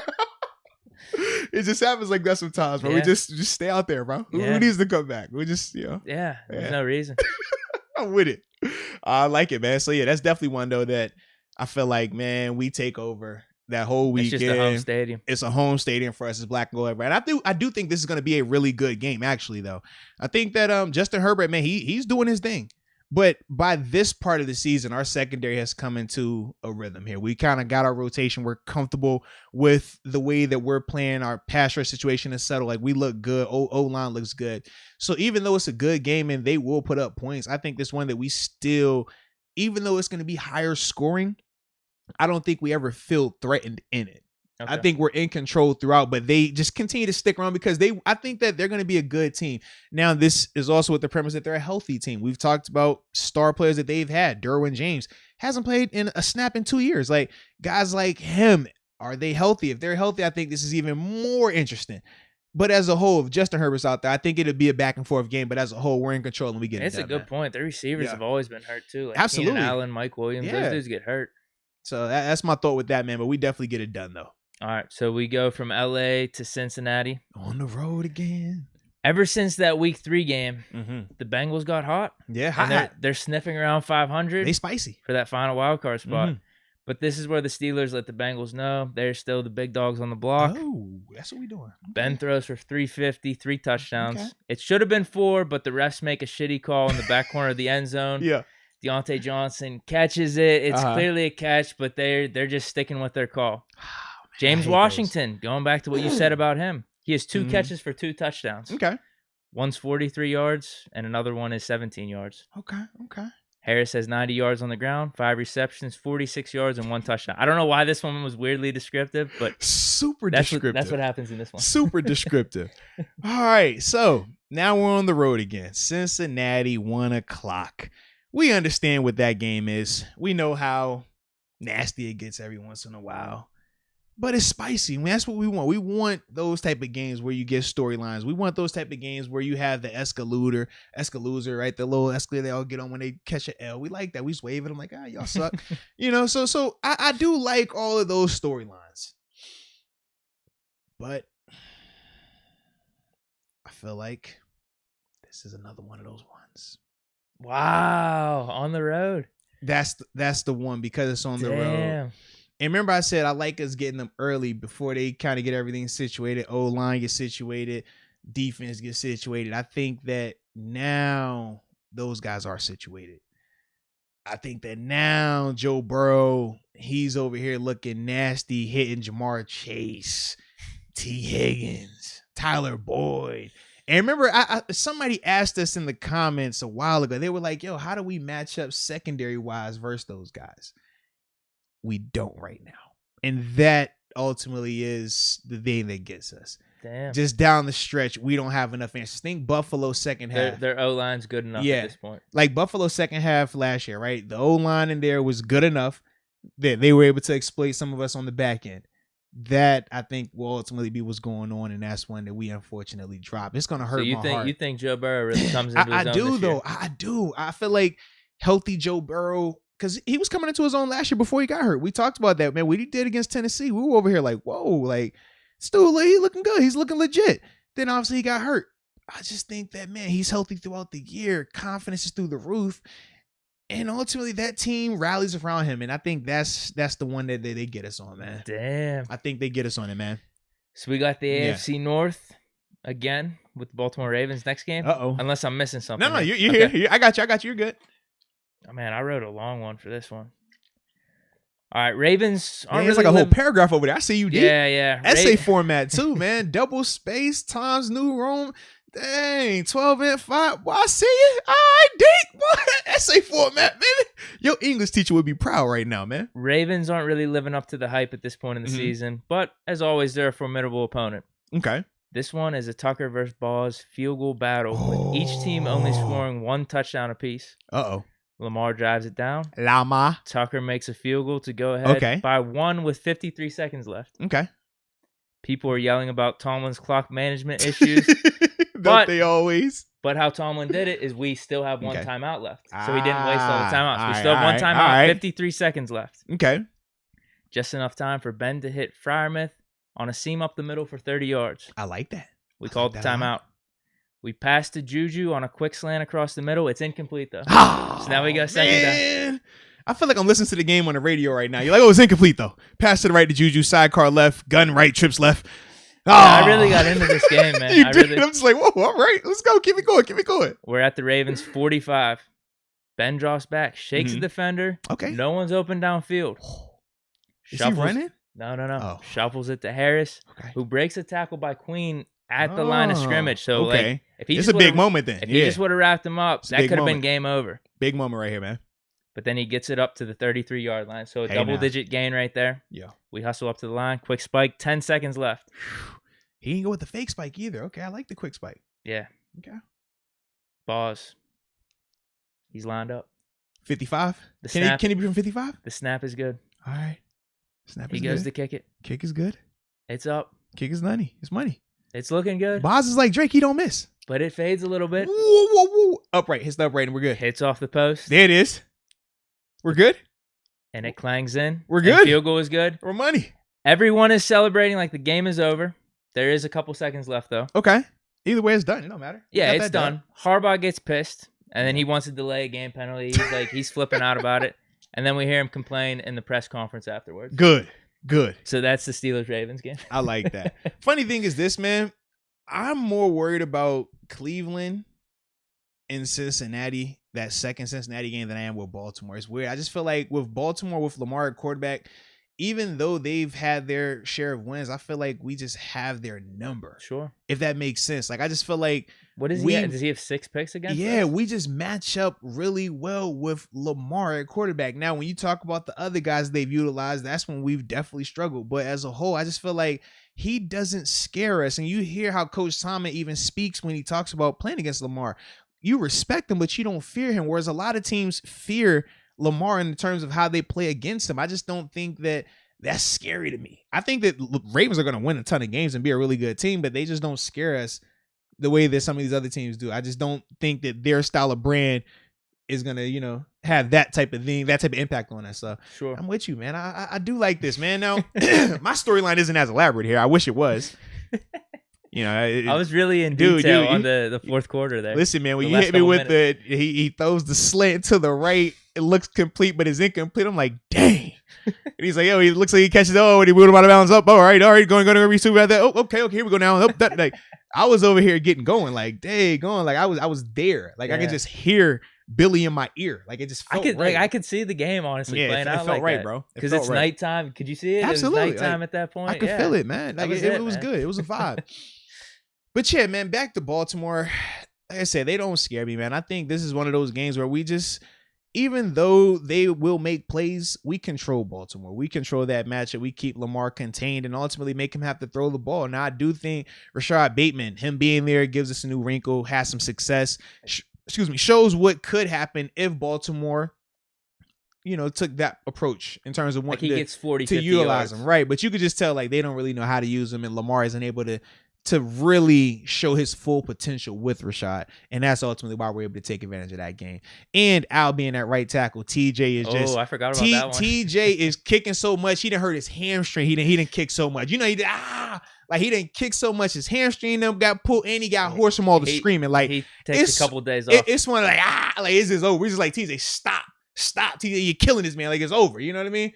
Like, it's one of those vibes. Okay, wow. Yeah, it's one of those vibes. Okay. And shout out to Vincent Murray. Welcome to the upper room. Was good. I see you, Vincent. Shout out, baby. Yes, indeed. But that's how it goes, man. Yeah. That's how it goes. Like, it's just one of those moments, man. And we're all over here going crazy. Like, because remember I said, man, we done dropped 2 in a row, right? Or we dropped 2 in a row coming off of, not 2 in a row. We dropped 2 of the last 3 based on my prediction. Detroit, we beat Chargers in LA, but then we lose to Cincinnati. So we were kind of one of those little funks, one of those little ruts of man, all right, what are we looking like? Are we for real, or is this going to be a redo of last year? Where we started out fast and now we started to start hemorrhaging a little bit. But this is the radio segments and the blogs are going crazy. This is the one where we win it and it's like, whoa. Statement. Everybody looks and they say, okay, they're for real. Okay. Cool. Like and if my math is correct, let me count this up real quick. All right, because I was Baltimore, so 1, 2, 3, 4, 5, 6, 7, 8, 9, 10. Oh, okay, perfect. So I was one late. But I was gonna say this is that game where it completely signifies that yes, 10 wins, double digit team. Because we know Vegas has them set at 8.5. So first off, them getting the 9 wins the 2 weeks ago against the Chargers was huge because Tomlin never has a losing season. But to get this win silences even more of the doubters. Double digit wins, 10 wins. That's what this game is right here. Signature win right here. We need this one. Perfect. Big time. Perfect. Now we have the Vikings. Mm-hmm. The Minnesota Vikings. This one's a throwback game. Oh, okay. Ben runs one in for a touchdown. A la 2005 when we were on the road against the Vikings. It's kind of like a play action boot, 10 yards. You remember you see Peyton Manning do it at the time. It's like it's wide open. You know when you said somebody's running it in and you was thinking about like what happened before, I thought you was talking about London. AP, I got nervous. No. Yeah, I was like, we don't want that one. 2005. Okay. This was on our Super Bowl run. He had a really nice like play action boot, runs it in for like 10 yards, dives. Okay. This one isn't a dive or anything. He just play action. Okay. Vikings completely bite on it because they just don't believe him. Yeah, and then Ben it's wide open. It's wide open. So I like that. That happens. It's a clean game. Nothing too eventful. Kirk Cousins throws the Vikings out of the game with a pick to Cam Sutton and then a pick to Mark Gilbert, actually. With the Vikings down 10, 5 minutes left. They were trying to get back in it, but Mark Gilbert, he's getting some time. He's starting to build a rapport here. He gets a pick there. Justin Jefferson tries to get Juju to have a dance-off before the game, but Juju, he's not having any of it because he's locked in for the Super Bowl, and he's also thinking about his next contract. He's like off he's social locked media. locked in. I'm telling you, him and Claypool, there's no TikTok, and there's nothing going on throughout this whole season. All business then. Yep, we get the dub. Okay. I like it. Now, this is another one of those games. You go from the 425 bloodbath with Baltimore the week before, on Sunday, and then you got the short week, the quick turnaround, Minnesota, and quick turnaround on the road. Why is the road important? Because you're losing an extra day of recovery, extra day of you being home, being able to get your people working on you. Yeah, you got the travel day. So it definitely is going to be one of those ones where even though we know we're the better team, we struggle. Damn. We struggle in a big way here, solely because of the short week and the adrenaline dump of coming out of the war with Baltimore. Even though I feel like we still control it, it's always a war with them. We know that. I just think all the emotion coming out of there, and Cousins, Captain Kirk, he's struggling a little bit. But this finds something. This is the you like that game. You know he's good for one of those. He's so good. Everyone's down the Vikings right now. Everyone's down the Vikings. Like Dalvin Cook, he's been in and out of the lineup dealing with. He always has one of them little shit on Cousins maybe. So we're just like, oh man, and I think Tuitt might have said, "Yo, this is a stat game." Tuitt might have dropped that out there. Oh man, he good for that. Tuitt might have dropped one. It's a stat game. So that's why Kirk Cousins balls out and he hits us with the "you like that, you like that." Does he pointed to it? Yeah. Oh man. No. Think Tom Brady in the Super Bowl. He ran up on the Honey Badger. Whoa. Like we get that vibe at the end of it because we're like I said, we're the better team, so we're leading throughout the whole game. We're leading. Okay. He hits a little fluky thing at the end. We're like, all right, it's a 1-score game, and then he hits another one. What happens? We go 3 and out or something? Yeah, it was just something wacky, man. You know how it goes every once in a while, man. Probably a drop, right? Oh, We'll just throw it as a drop. I thought those were over. We thought it as a drop, man. It crept back up on us, all right? Shit. So it crept back up. So we get the drop. And now we're sitting here. We're just like, oh, man. Cousin says Justin Jefferson on a dagger. Oh, man. A nice little post corner kills the corner. Oh, man. We're not going to say which one it was. Just kills him, though. He catches it, and he does this. And me and you are going crazy because we love the dance. We're like, and then we're like, oh, no, it's on us. And then, yeah, that's how we lose. And Kirk Cousins, he runs up on, no. Not even 20 seconds left. That's the walk-off. No. Walk-off. Come on. Because that's why he's able to run up on two. If he runs up on Tuitt with time on the clock, then he's going to get the personal foul penalty. Game's not over. We back in action. They maybe fine him. Right. But they definitely fine him. But it's showing on every highlight, though. Every sports center, every channel, you just see Kirk Cousins run up on him, taps him. You like that? You like that? And then he runs off. And then Tua's over here going crazy with Cam Grab. Like, yo, shut up, man. Chill out. Because, Cam the leader. He's the captain. That's the uncle. You need that Uncle Phil type of vibe. But that's what happens on that short weekend. It's a sick feeling. We're pissed off about it. But we need it, though. That's devastating. We need it, though. That is terrible, dude. Yeah. So, now we got the Titans next, right? Yes. Tennessee, 1 o'clock in Pittsburgh. On CBS for anyone that's looking for the channel. So, we have Derrick Henry versus Najee Harris. 2 amazing Alabama running backs. Harris actually has more yards than Henry up to this point in the season. But Henry does outgain him in this game. It doesn't matter because it comes down to the quarterbacks, though. Okay. Tannehill gets picked off twice. One by Devin Bush. Okay. Another by Terrell Edmonds. Okay. Shout out to Edmonds, man. The one by Bush was as Tannehill was getting sacked. He tries shuffling it off to Henry. Okay. Throws it a little too high. Hits off Henry's hands. Yeah. Devin Bush picks it off. Takes it back to the house. Okay. I like this. I feel like they win in every game. I like this right now. So far, so good. Ben throws for 311, 2 touchdowns. 2 Teddy Birds. Yeah, I don't know to who. I wasn't as descriptive on this one. Just throw it to Pat and then get one to Ebron. No. Pat. James Washington. Get James Washington. I need James Washington. James Washington got to get 5 touchdowns. I don't think Deontay's had as many touchdowns yet. I got to give him one, I think. Wow, man. Can James get some? One to James, too. Thank you. Yeah. Like, we like James. Deontay's on, like, just a Deontay slant. hasn't come on the show yet. James has. That's true. Come on, bro. That is true. Who are you rooting for here?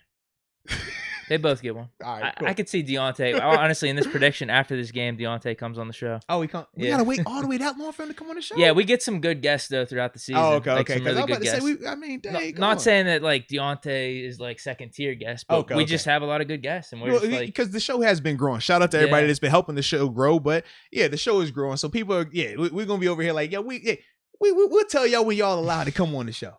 They're going to be over here knocking our door down. I'm with you. Go ahead. Yeah. Yes. No, that's it. We get the dub. Okay. I like that. Get the dub. Simple. Whew. Tennessee. I like this game, though, man. I feel like it's one of them weird ones where we get up for them always. I don't know if it's because when you play Derrick Henry, you instantly feel like your manhood's being challenged. I know that's how I always thought whenever we played Tennessee, Derrick Henry is like, yo, you feel like you more man than me. You think you just gonna run me over. You ain't gonna stiff on me. Spillane said otherwise. Like that was our vibe. Like, yeah, and then like you said, Spillane. Now Spillane, it cost you something. What did it cost you? Everything. but he got the stop. So it's all good. So that's kind of why I think that's gonna be the energy when it comes down to playing Tennessee. So even though Tennessee is gonna still be one of those teams that are really good at that time of year, and they're going to have success in the game as a whole, I just think that that's one that we take care of business in, man. Yeah. I don't know how it plays out. I think it's going to be super physical, but we take care of business in that game, man. Yeah, that's the type of game that we should thrive in. Absolutely, man. Chiefs. On the road, huh? So at this point, Mahomes, he's a tad frustrated with how the season's going. Oh, yes. They're locked in the playoffs. Chiefs are fine. He's just bored, It was like an up and down season though. They have some like bad losses. They have some weird losses where the defense gives up some bad final drives and stuff. Okay. Mahomes has some bad picks here and there, but he's having a really good season. Okay. He's just frustrated with how things are going. So we come into town. This was supposed to be the Buffalo game. All right. God decides. God decides it snows in Kansas City for this one. It's the day after Christmas. This is just what we wanted. No different than when it snowed in Dallas for the Super Bowl. Okay, all right, cool. Oh, damn. Yeah, think about it. Well, Kansas City gets snow, though. No, they get snow, absolutely. It gets cold in Kansas City. So this isn't crazy unusual, but... Shoot, we played them in that, not the AFC, the divisional round game. It was cold as heck out there that night. I remember that. That was, yeah. Oh, yeah. Wasn't that like freezing? Yeah, it was super cold. They had to delay the game. We moved the game up. No, we pushed it back to prime time. It was supposed to be earlier. Yeah, we had to fly out early, but we stayed out there and they pushed it back. Absolutely. Yeah. It was cold, bro. Yeah, so it's snowing. Yeah. And we know what snow game lives in our memories a little bit, and it was up in Buffalo. Le'Veon Bell going off. 300, right? Something crazy on the ground. This is one of those games for Harris because Mahomes, we know the formula. You want to keep him off the field. You want to keep him off the field. Okay. And it kind of goes back to that Buffalo game that I was giving my predictions. Where I like where this is going. You see that Mahomes, he's doing fine. There's nothing wrong with it, but there's just some misreads with him and Tyreek Hill. He overthrows him on one play. You're just like, oh, shit, we got away with that one. But they have to end up punting the ball. But we take advantage because Najee Harris is just going off. He's going crazy. He cannot be stopped. It's 300 all-purpose yards. And we win soundly. It's like one of those games that you said previously. We win soundly. It's 30 to like 27, but it's a double-digit lead with like 5 minutes left, but the Chiefs have the ball. They're like, it's like garbage time points. Yeah. But then we just close it out with a couple runs at the end. Convincing. Yeah. Okay. It feels convincing. The score looks closer than what it actually was. Okay. But yeah, it's one of those statement games. It's like, hey, we're here to win a Super Bowl. I like it. Well, you know, I had to go check in because the flight gets delayed, kind of like how it happened in the playoffs. So we get extra barbecue and ribeye while we out there. Yeah, heading out, we have to stay an extra day because of the snow. Listen, I'm not gonna lie, I love Kansas City. That's one of my favorite places to hit up, man. I always go to the good food spots out there, man. They got a ton of barbecue out there. Like, it's a vibe. Kansas City is a nice little spot, man. I got people's in Kansas City. We'll like it out there. Sure. All right, so let's look into the chat, man. Let's see what people have to say so far, you know, about this, what we're predicting thus far.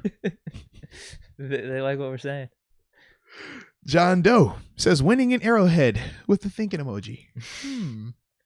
I laid it out to you. All right.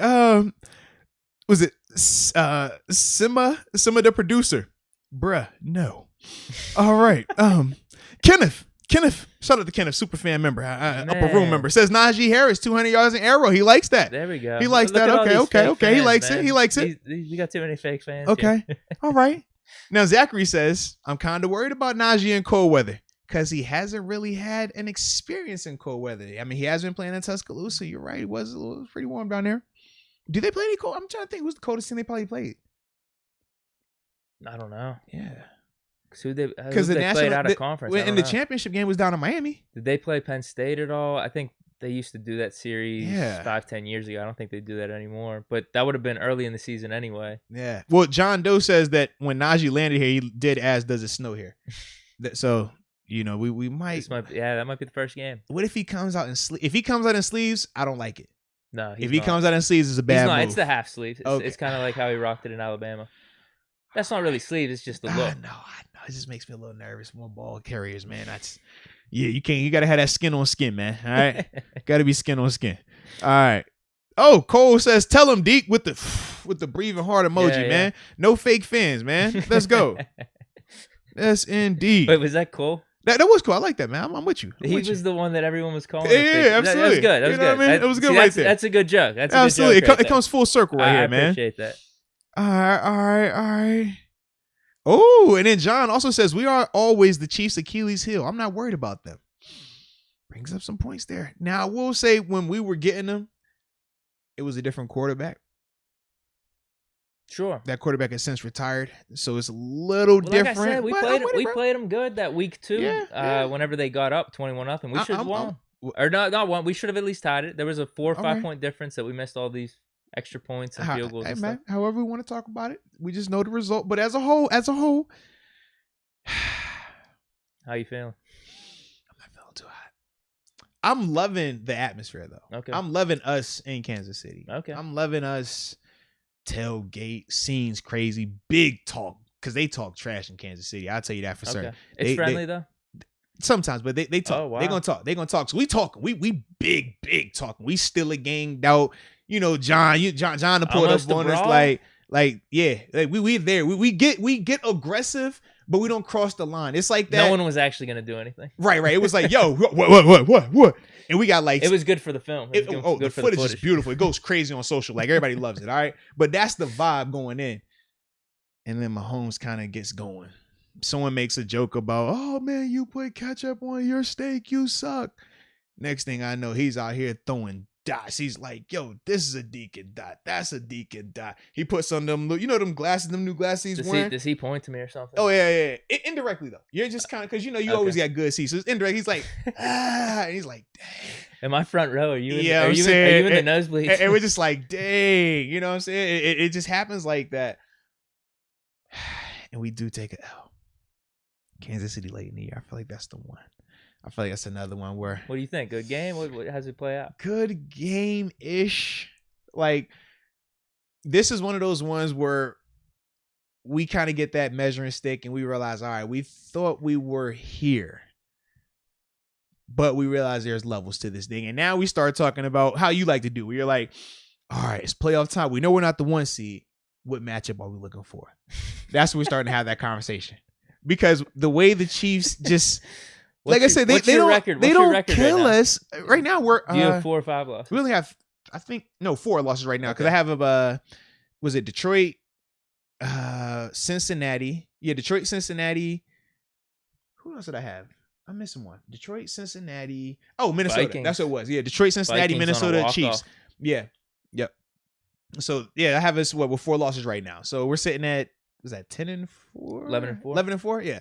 Yeah, 11-4 then. No. 12-4. Should be 12-4 then. No, because we still got 2 games left. I thought it was 1. We still got the Browns and we got the Ravens. Oh, I thought we just had the Ravens. Yeah, we still My got bad. Browns and Ravens, yeah. So 11-4. Mm-hmm. So we're sitting at 11-4 right now. So it's getting crazy. Yeah, where's this Browns one at? This second Browns one? Yeah, because I don't have my last second written up. it's Monday Night Football in Pittsburgh. Oh. Yeah, Monday Night Football in Pittsburgh, man. Wow. Yeah. So that's the one though. I think the Chiefs, man, they give us a little bit of that, and we're just kind of like, all right, we come back home. We still feel good about ourselves, but we realize like, all right, we probably don't want to see them early. Okay. We want to. Can we get on the other side? Can we just, come up on the third place bracket? We don't need to be in that circle, and we'll see them down the line. That's how we're looking at that game. Man. I don't like that. I didn't like it either, but it was Mahomes. He got upset because they were talking about who's the MVP. Ben was in the conversation. Brady. They were having all type of commercial. Brady. Oh, Brady, he's 40, whatever, coming off the Super Bowl. He's social media all the time. Kind of like the let Russ cook thing last year. That's what the Brady thing is this year. Brady's doing that. I couldn't see that. Bro, he's social media out right now. He will social media you, man. So that's like a thing for him. But Mahomes is pissed off about it. Okay. Their O-line, they get it situated by then. So he's on one. And this is his statement game. When they talk about him winning the MVP, they pull up this game because they'll say this is versus a very formidable opponent. They're going to speak on it very highly for us, but it's just going to show that Mahomes got dropped off here from a different planet. Like he's not really from Earth. He's from over there. And they just dropped. Kind of like with Ben. Ben came from that other planet and it was like, oh, hey, man, take this guy. We're going to call him 7. And he just does things just like, yo, that's not human. Like, how does he do that? Mahomes show he's like the younger, newer version of that. And that's why I think we take that L in Arrowhead, man. They're giving us the, we're hearing all that chant going on. It's a miserable. Do I throw up a middle finger at some point? Oh, absolutely. Absolutely. Okay. Yeah. You actually get into a scuffle in the bathroom. Nah, see, I'm not a fighter. No, you don't fight back. You get into the scuffle. But yeah, I save you. You're good. Okay, like they want to punch me. Like they grab you. I try to get away. Yeah, they grab you, like push you up against the little where you get the towels from. It's like reflective. It makes a lot of noise. And I'm like, yo, you good? And you're like, nah. And I come in, I'm like, yo, bro, chill. Like, yo, this my man's. And they're like, oh, Moats, like it's all love. And we end up shaking hands, get a pick. It was all good. But that's what happens because you were just so fed up about what was going on in that game, man. That's how it goes. I don't like your multiverse, man. I wouldn't visit it. Oh man, I'm sorry. I like the drama, storylines. So you're 12-4. I'm still undefeated at this point in my multiverse. I like it, man. I like it. All right. That boy said on the road in Arrowhead gets the done. Like I got a good one for this Browns one, man. Here we go. Let's do it. Kendrick Green's the center. Oh, okay. He's rocking 53 actually. Got the 50 tray on. All right, I like that. He's got the 53. Okay. We get the ball. We choose to receive because we know how things ended last time on a primetime game, us versus the Browns. Yeah. We're like, we got to get all that out of here. Fast, right? Like, I know we played the Browns. It's kind of a revenge game, but to get it back in primetime, back in Heinz Field like this is almost the same atmosphere, except we got the fans now. So what we do, first play of the game, Kendrick Green. It's unfortunate, man. He's rocking that 53. Over the head. You sick. You are sick. He goes over the head. You are sick. Why would you do that? That's small Deke energy, man. Come on, man. We're perfect. We can't. Play's not over. We can't snap. The play's not over. Bengals and gets it this time? We know how Matt Canada likes to scheme up this offense with jet sweeps. Okay. Reverses motion. Okay. Just so happens as the ball's getting snapped over Ben's head, we have Claypool running a motion behind him. Flies over Ben's head. He sells it perfectly. Yeah. They go think the ball is around Ben. Everyone's like scuffling for it because Ben's like trying to find it. Claypool grabs it, reverse to the house. This is the one time the Claypool reverse works this whole season. So it was designed for the Claypool reverse. Designed for the Claypool reverse. So we get misdirection from the fake bad snap from Kendrick. That's some high level snapping skills. And then Chase, the one time, because I hate the Chase Claypool reverse. Now, you know, I don't want to see it ever again, it doesn't work throughout the man. whole season. We tried a couple times, but we think better of it. But Yeah. we pull it out for this Browns Monday night game. Because I can't stand that reverse. I've seen it too many times. Every time I see him, and is he lined up tight when he's doing it? You know how he lines up right next to the. Oh man, it makes me want to throw up every time I see him line up right there. I'm like, yo, reverse. It's reverse, guys. It's reverse. Like it just. This ends up going down as the gutsiest play call of all time. A little Andy Reid magic in his own I mean, spot. you got to think. Yeah. You got to get this snap over Ben's head. Claypool motioning the perfect Ben's time tall, to catch man. it. Ben 6'7", Ben has to 6'9", sell it 7 foot, man. Ben tall, has bro. to sell it as an actor like he's going to get the ball. Yeah, Hollywood. Yeah. Claypool's the one that has it. We did a touchback on the kickoff, so this was at the 25. 75-yard touchdown on this reverse. Game's just over from there. Like, Browns don't even know what hit him. That.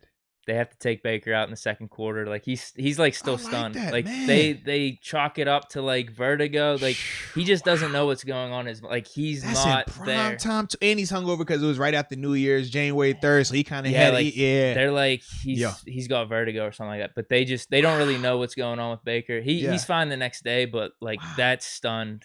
He just couldn't believe it. Yeah. He started seeing ghosts. Yeah, we win like 40-10 that game. Wow. All I know was the people absolutely love that play right there, man. I'm just saying. Steven says, yo, that play Deke just articulated sounds epic. Well done, Deke. Well done. Joe Brown says, Matt Canada is taking notes right now. All right. Now, John Doe also says, throw those last 5 plays out of our playbook, I swear to God. Or excuse me, they sound like our playbook, I swear to God. All right. Oh, now we got some more people talking about you in the beef a little bit. Oh, Deke walk up to Chiefs fans and knocks him out like the Padres fan knocked out that dude in the blue I gotta polo. rock the Dawson jersey to the Kansas City. Oh yeah, game. absolutely. Big 6'9" energy, man. All right, and Darian called that Deke you less again. There you go. That's not good, man. I don't like it, but you know what? Since I don't like it, you should probably keep saying it because it gets funny. It just feels right, bro. Yeah. And then as soon as we said that, Barilla 92, I got it right this time. Barilla says ridiculous as well. Everybody's saying it right now, man. Everybody's saying it. I love it. This is beautiful. Yeah. And then Jakey Poo 332. That's a heck of a name, Jakey Poo 332. Says we need to send that play to Matt Canada right now. Okay. Matthew said, I'm actually stunned by that play. Everybody says it needs to happen. A lot of people love this play. Now, Jamie agrees with me. Jamie hates reverses, no reverse. I'm with you. But this one, though. If that's the play, I'm cool with it. But other than that, I don't want to see another Chase Claypool. Like I said, they tried a couple times throughout the season. Not much success, but they really pull it out for this one. Okay. I like it. I like it. Whew. So me, Cleveland here in Pittsburgh in primetime. Now, I remember I said earlier that this was the game where we got it. We won at the end, but we left out of there saying we respect these guys at a different level. I think that's because this is the one where they do the unthinkable. Damn, bro. Yeah, we bleed a little bit, man. We taste our blood a little bit down the stretch right here, man. We taste our blood a little bit because right now I had us with 4 losses. This would be the 5th loss right here. This is definitely. Dude, are you just taking the records from last year and just? What you mean? Moving it over, a little copy paste action. What you mean? What was our record? 12-4 last year? No, what I mean is like how because you had us undefeated like what the first 6. I didn't even think about it, bro. This is a troll job right here. No, but think about this though. Think about like throughout the losses, I have us beating the Browns the first time after the bye, which I think is going to be crazy tough. Beating the Bears on Monday Night Football, losing to Detroit, that's a Tomlin trap game, winning in LA, then losing to Cincinnati, beating Baltimore, losing to Minnesota on a short week, beating Tennessee, losing to Chiefs at Kansas City. Like, this is very realistic. If this happens, I think we all be happy because this has been viewed as murderer's row right here. This has been viewed as very daunting of a task right here. That's all I'm saying, man.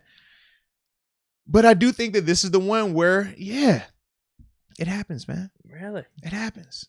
We start to say, okay, Cleveland, we respect y'all because I do think we have 3 teams going into the playoffs this year. Again. So that's why. I don't think it's more so us taking a step back or anything like that. I just think that we're going to have 3 legitimately good teams. They're going to be talking about our division as the best division because even Cincinnati is going to be decent, which we want. We want us to have the best division. We like that. We don't want to be viewed as the AFC East.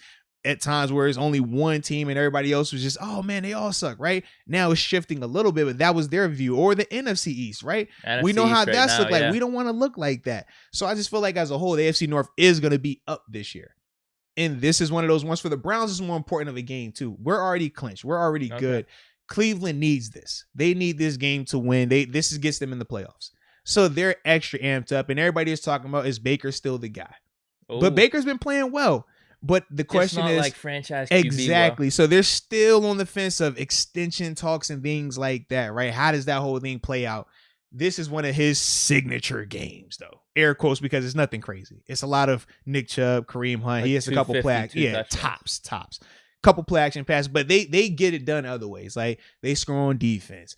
They get some special teams action. Like it's one of those games where it was a lot of other factors that played into it. Well, people would just give it to Baker. Yeah, but they're gonna crown Baker for it. Oh, he went on the road in prime time and beat 7 Ben Roethlisberger. We know it's not really like that, but that's the narrative that they run with. So ultimately, I have a splitting with Cincinnati and splitting with Cleveland. Okay. Yeah, man. Wow.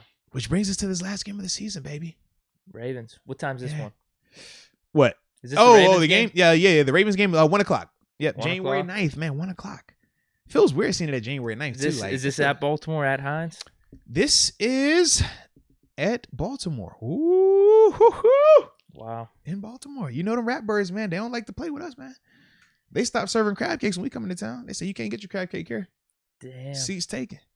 These are Raven only crab cakes. And I was like, yo, well, how much is it gonna cost to turn your system still a crab cakes? You know what I'm saying? It's like, not happening today. I just had to go on down the street. It's just one of them things, man.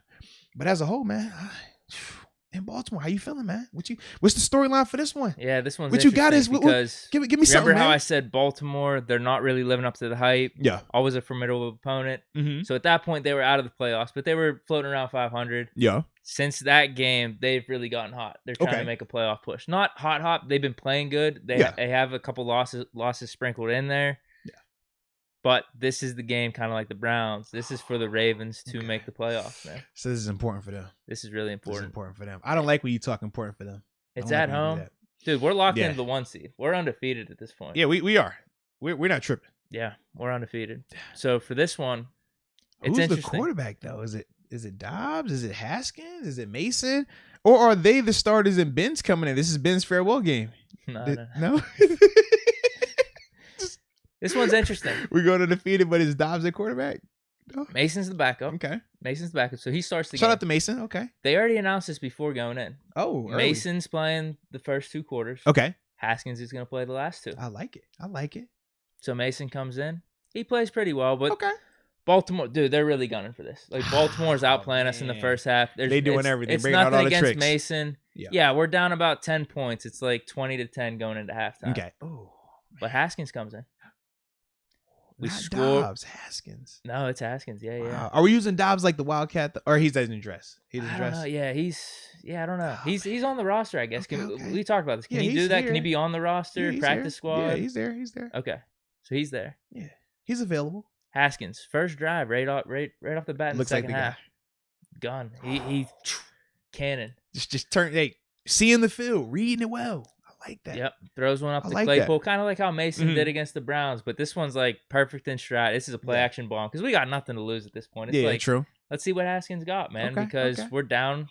Let's sling it. Now, is the game flexed? Because I did see somebody ask, would this game be in prime time since it's a 5-star matchup? Are we flexing this one? Oh, man. I was viewing this as like a 1 o'clock game. Okay, 1 o'clock. Okay. Yeah, I'm seeing it as like overcast. It's like 2 or 3 o'clock right now at this point. I'm with that. I'm cool with that. We just came out of halftime. Haskins made the 70-yard bomb to Claypool off the play action. I told you, Claypool, he has a really good season. He has more receiving yards at Deke Metcalf at the end of the season. He's going bonkers. It's one of them exactly. Yeah. So, Haskins is in. Who's sitting out in this game? TJ Watt's sitting out and Cam Hayward's sitting out. So that's kind of why we're struggling a little bit on defense. But we're still holding our own. It is very much like the Browns game last year. Yeah, the Week 17 one. We're playing solid because Haskins make this bomb. Yeah. Now we're only down 20-17. Okay. Now it's back and forth the whole second half. Ravens are up. They have the ball. It's 28-24. Uh-huh. They have the ball. It's not looking good for us. Oh, man. It's not because we're past the 2-minute warning. We only have 1 timeout left. This is like their final drive. If they just get the first down here, it's over. Okay. For whatever reason, they decide to do like a read option play here. Huh. Yeah. Okay. Well, I guess it's not out of the ordinary. That's kind Yeah, of like they do that. They that's run kind of that. their Yeah, offense. I that's don't what know they if they've do. ever pitched the ball though. I've never seen. They wanted to catch us off guard like we caught Cleveland off guard. So they. Exactly. Okay. So Jackson's back there. Oh man. Who's their other running back? I know they have Dobbins. They've Gus Edwards still. I'd have to check. I don't remember. They off the top of my signed head. Gus Edwards to Okay. a 1-day contract before this game. Just for this moment right He here. was on the waivers, and they needed some running back depth. So it's Gus Edwards and J.K. Dobbins back All there. right. Lamar fakes the handoff to Gus Edwards. Yeah. Starts running to the left. Dobbins is behind him. He goes for the pitch. Alex Highsmith one-hands it, What? Air Jordan style, midair. We get the picture. It's all over social media. Air Highsmith. Wow. Goes nuts. That's all they had to do was get the first down. Wow. But Highsmith intercepts it, takes it to the house. We boot the Ravens out of the playoffs. Wow. You'll love to see it. The one-hand snag off the option. Yeah, so that's how the season finishes. I like that. Shout out to the end of the regular season right there, man. I like it. So for me, man, like I said earlier, I'm not worried about Baltimore.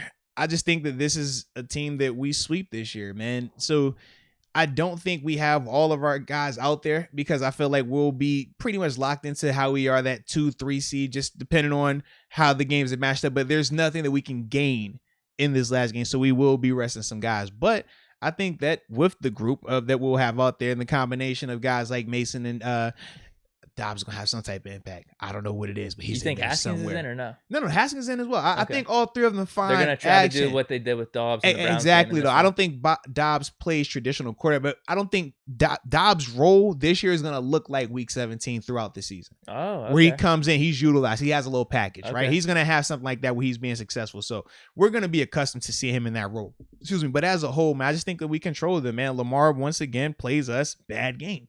Just bad. I don't know why. It just is. And we take care of business, get that beautiful last win. And now we're sitting at what? 12-5. 12-5, either a 2 or a 3 seed, but we're looking nice. We're feeling very confident. Getting that last win of the regular season. Yeah. Like it just we felt like we ended the season on a high note going into the postseason. Cool. So I like it, man. I like that. So I had 17-0 in my multiverse. 17-0. Good 12-5. Oh, hold on. Shout out to Kenneth. Kenneth says that in this game, in our Week 17 matchups, Harvin is going to have a 60-yard touchdown pass. I dropped the ball on that too, bro. We missed that. Great catch by you, Did Kenneth. not even think that should have been it. The ball. That would have been perfect. It was like that was supposed to we're be. down. Everyone's flipping out gosh. like, oh, Tomlin's making a bad decision punting the ball. What's he doing? Bro. And then Harvin throws a 60-yard bomb. Yeah, we missed it. We really dropped the ball on that, We bro. had everything but that. I wasn't even thinking that. Oh. Just smack myself, man. Yeah. I like it though, man.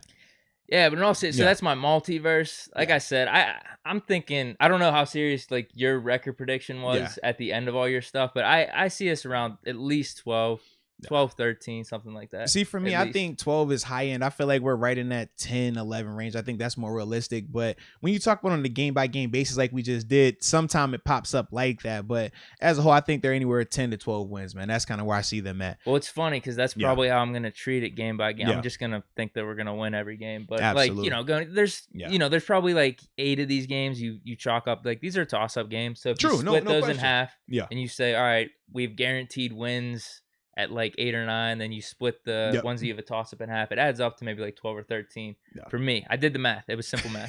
I like it there. All right, so now, I didn't switch my thing. So now let's get to just ranking these top 5 opponents. Who we think of the group, right? Doesn't have to be long here, but just who we think the toughest 5 opponents will be this season, man. I forgot we had other topics. that was a blast. It was, man. All right, I got to look at this schedule. I got to pull it up now.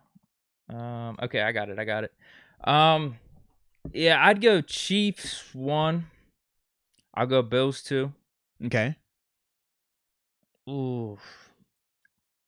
I think I'm just gonna go Seahawks 3 because of Russell Wilson. I'm not saying their team's the best, but Russell's just one of those guys you can't let your guard down. True. Man, now these ones are gonna be interesting because I think like Ravens objectively could be 4, either between Ravens and Mhm. Packers, but we don't know if Rodgers is going to be there with the Packers. That's the wild card. If right Rodgers there. is there with the Packers, Yeah. I will put him at 4. I'll put Okay. them and the Packers at 4.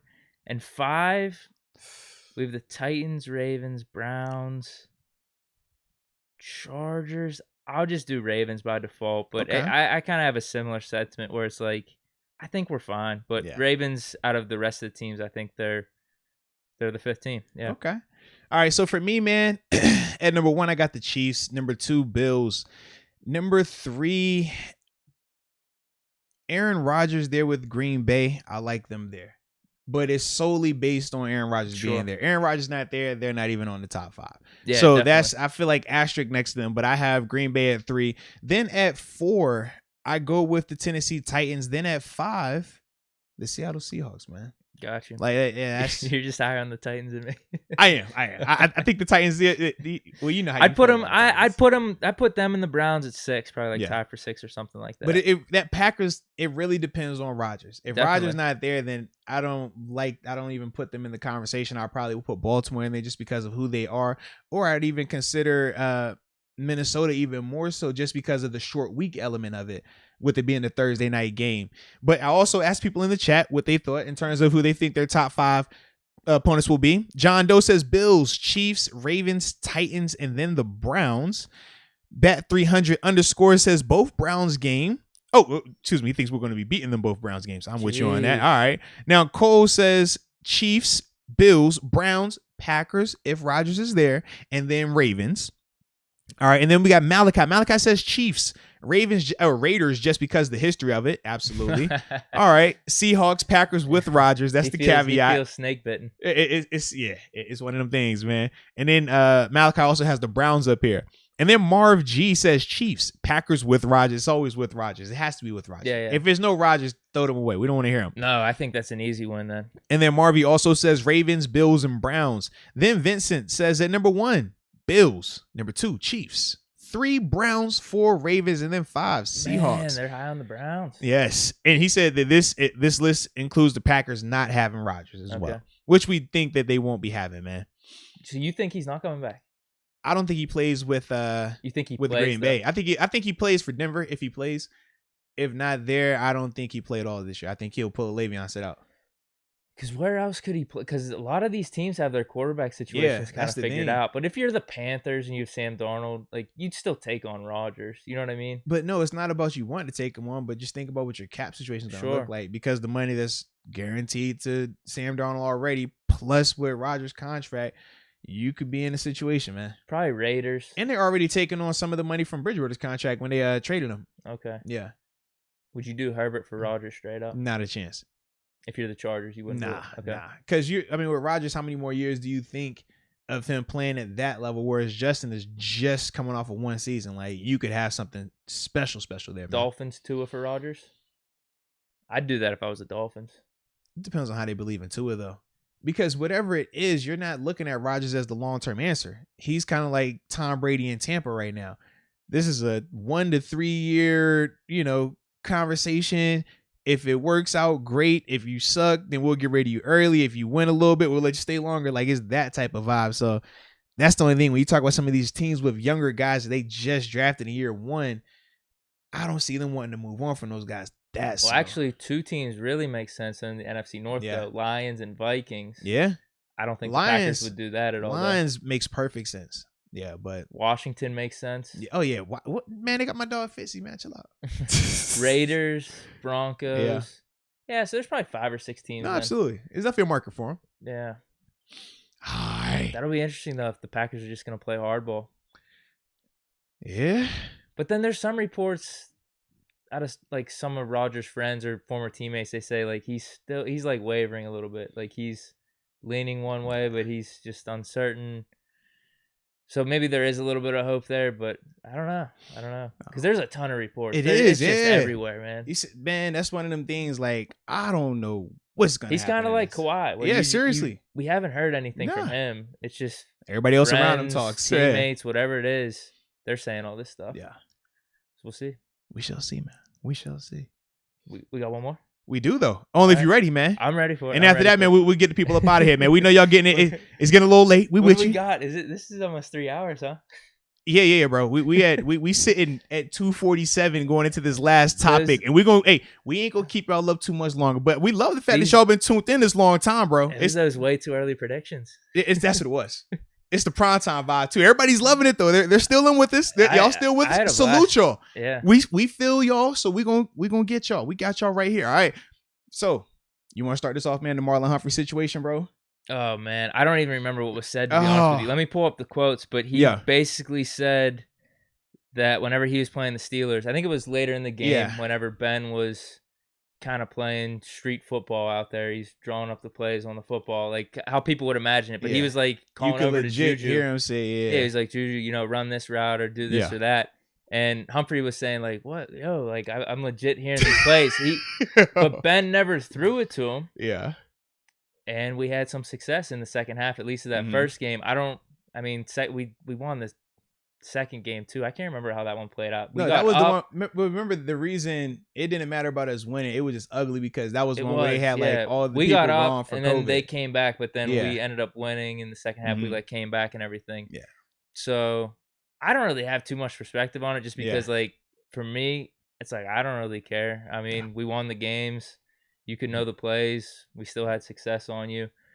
So I didn't really see it as big of a deal. And I thought probably it happened more because it was an empty stadium and COVID and stuff. But I'm more interested in your perspective, to be honest with you. It didn't really it wasn't a big deal to me at all. No, for me, man, it was funny, first off, because I know Ben is all for gamesmanship. He likes to show you up. So I was initially thinking like, oh, he's out here like, yo, Juju, run this vertical right here. See, that'd be dope. Like, that's what I thought. But then I thought about how that game went, and I was like, I don't remember it playing like that. So then the other part of me was, I got a little concerned. I said, not for Ben. I got concerned because I was saying to myself, well, what if the guys really don't know what they're supposed to be doing? Ben has to really tell you like, yo, you're running a stop right. Yo, you come in, line up right here. Because think about early in the year, right?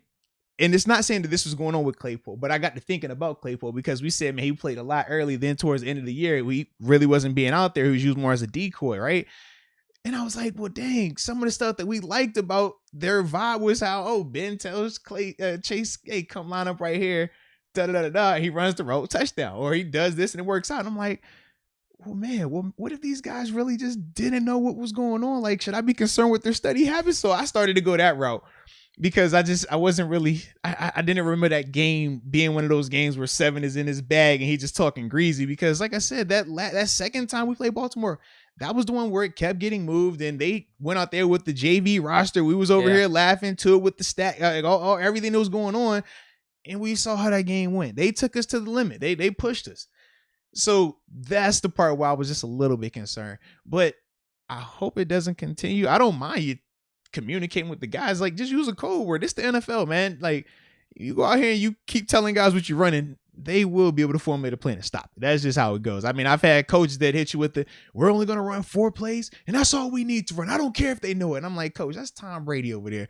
As soon as he realized that we checking the cover 3 every time, he going to eat us alive. And what happens? He eats us alive. So if Ben is going out here saying that, I'm cool with it. Just code word it next time. So that way it's not as in your face because they get paid and they can't catch on to it. That's my whole spill on that thing, man. Yeah, I thought it was kind of funny either way because, like I said, if he's calling out these plays, because maybe, who knows, maybe he was using it as like a decoy or some way, like but because he definitely said that like purposely, they were like, running hey, those run plays, this, man.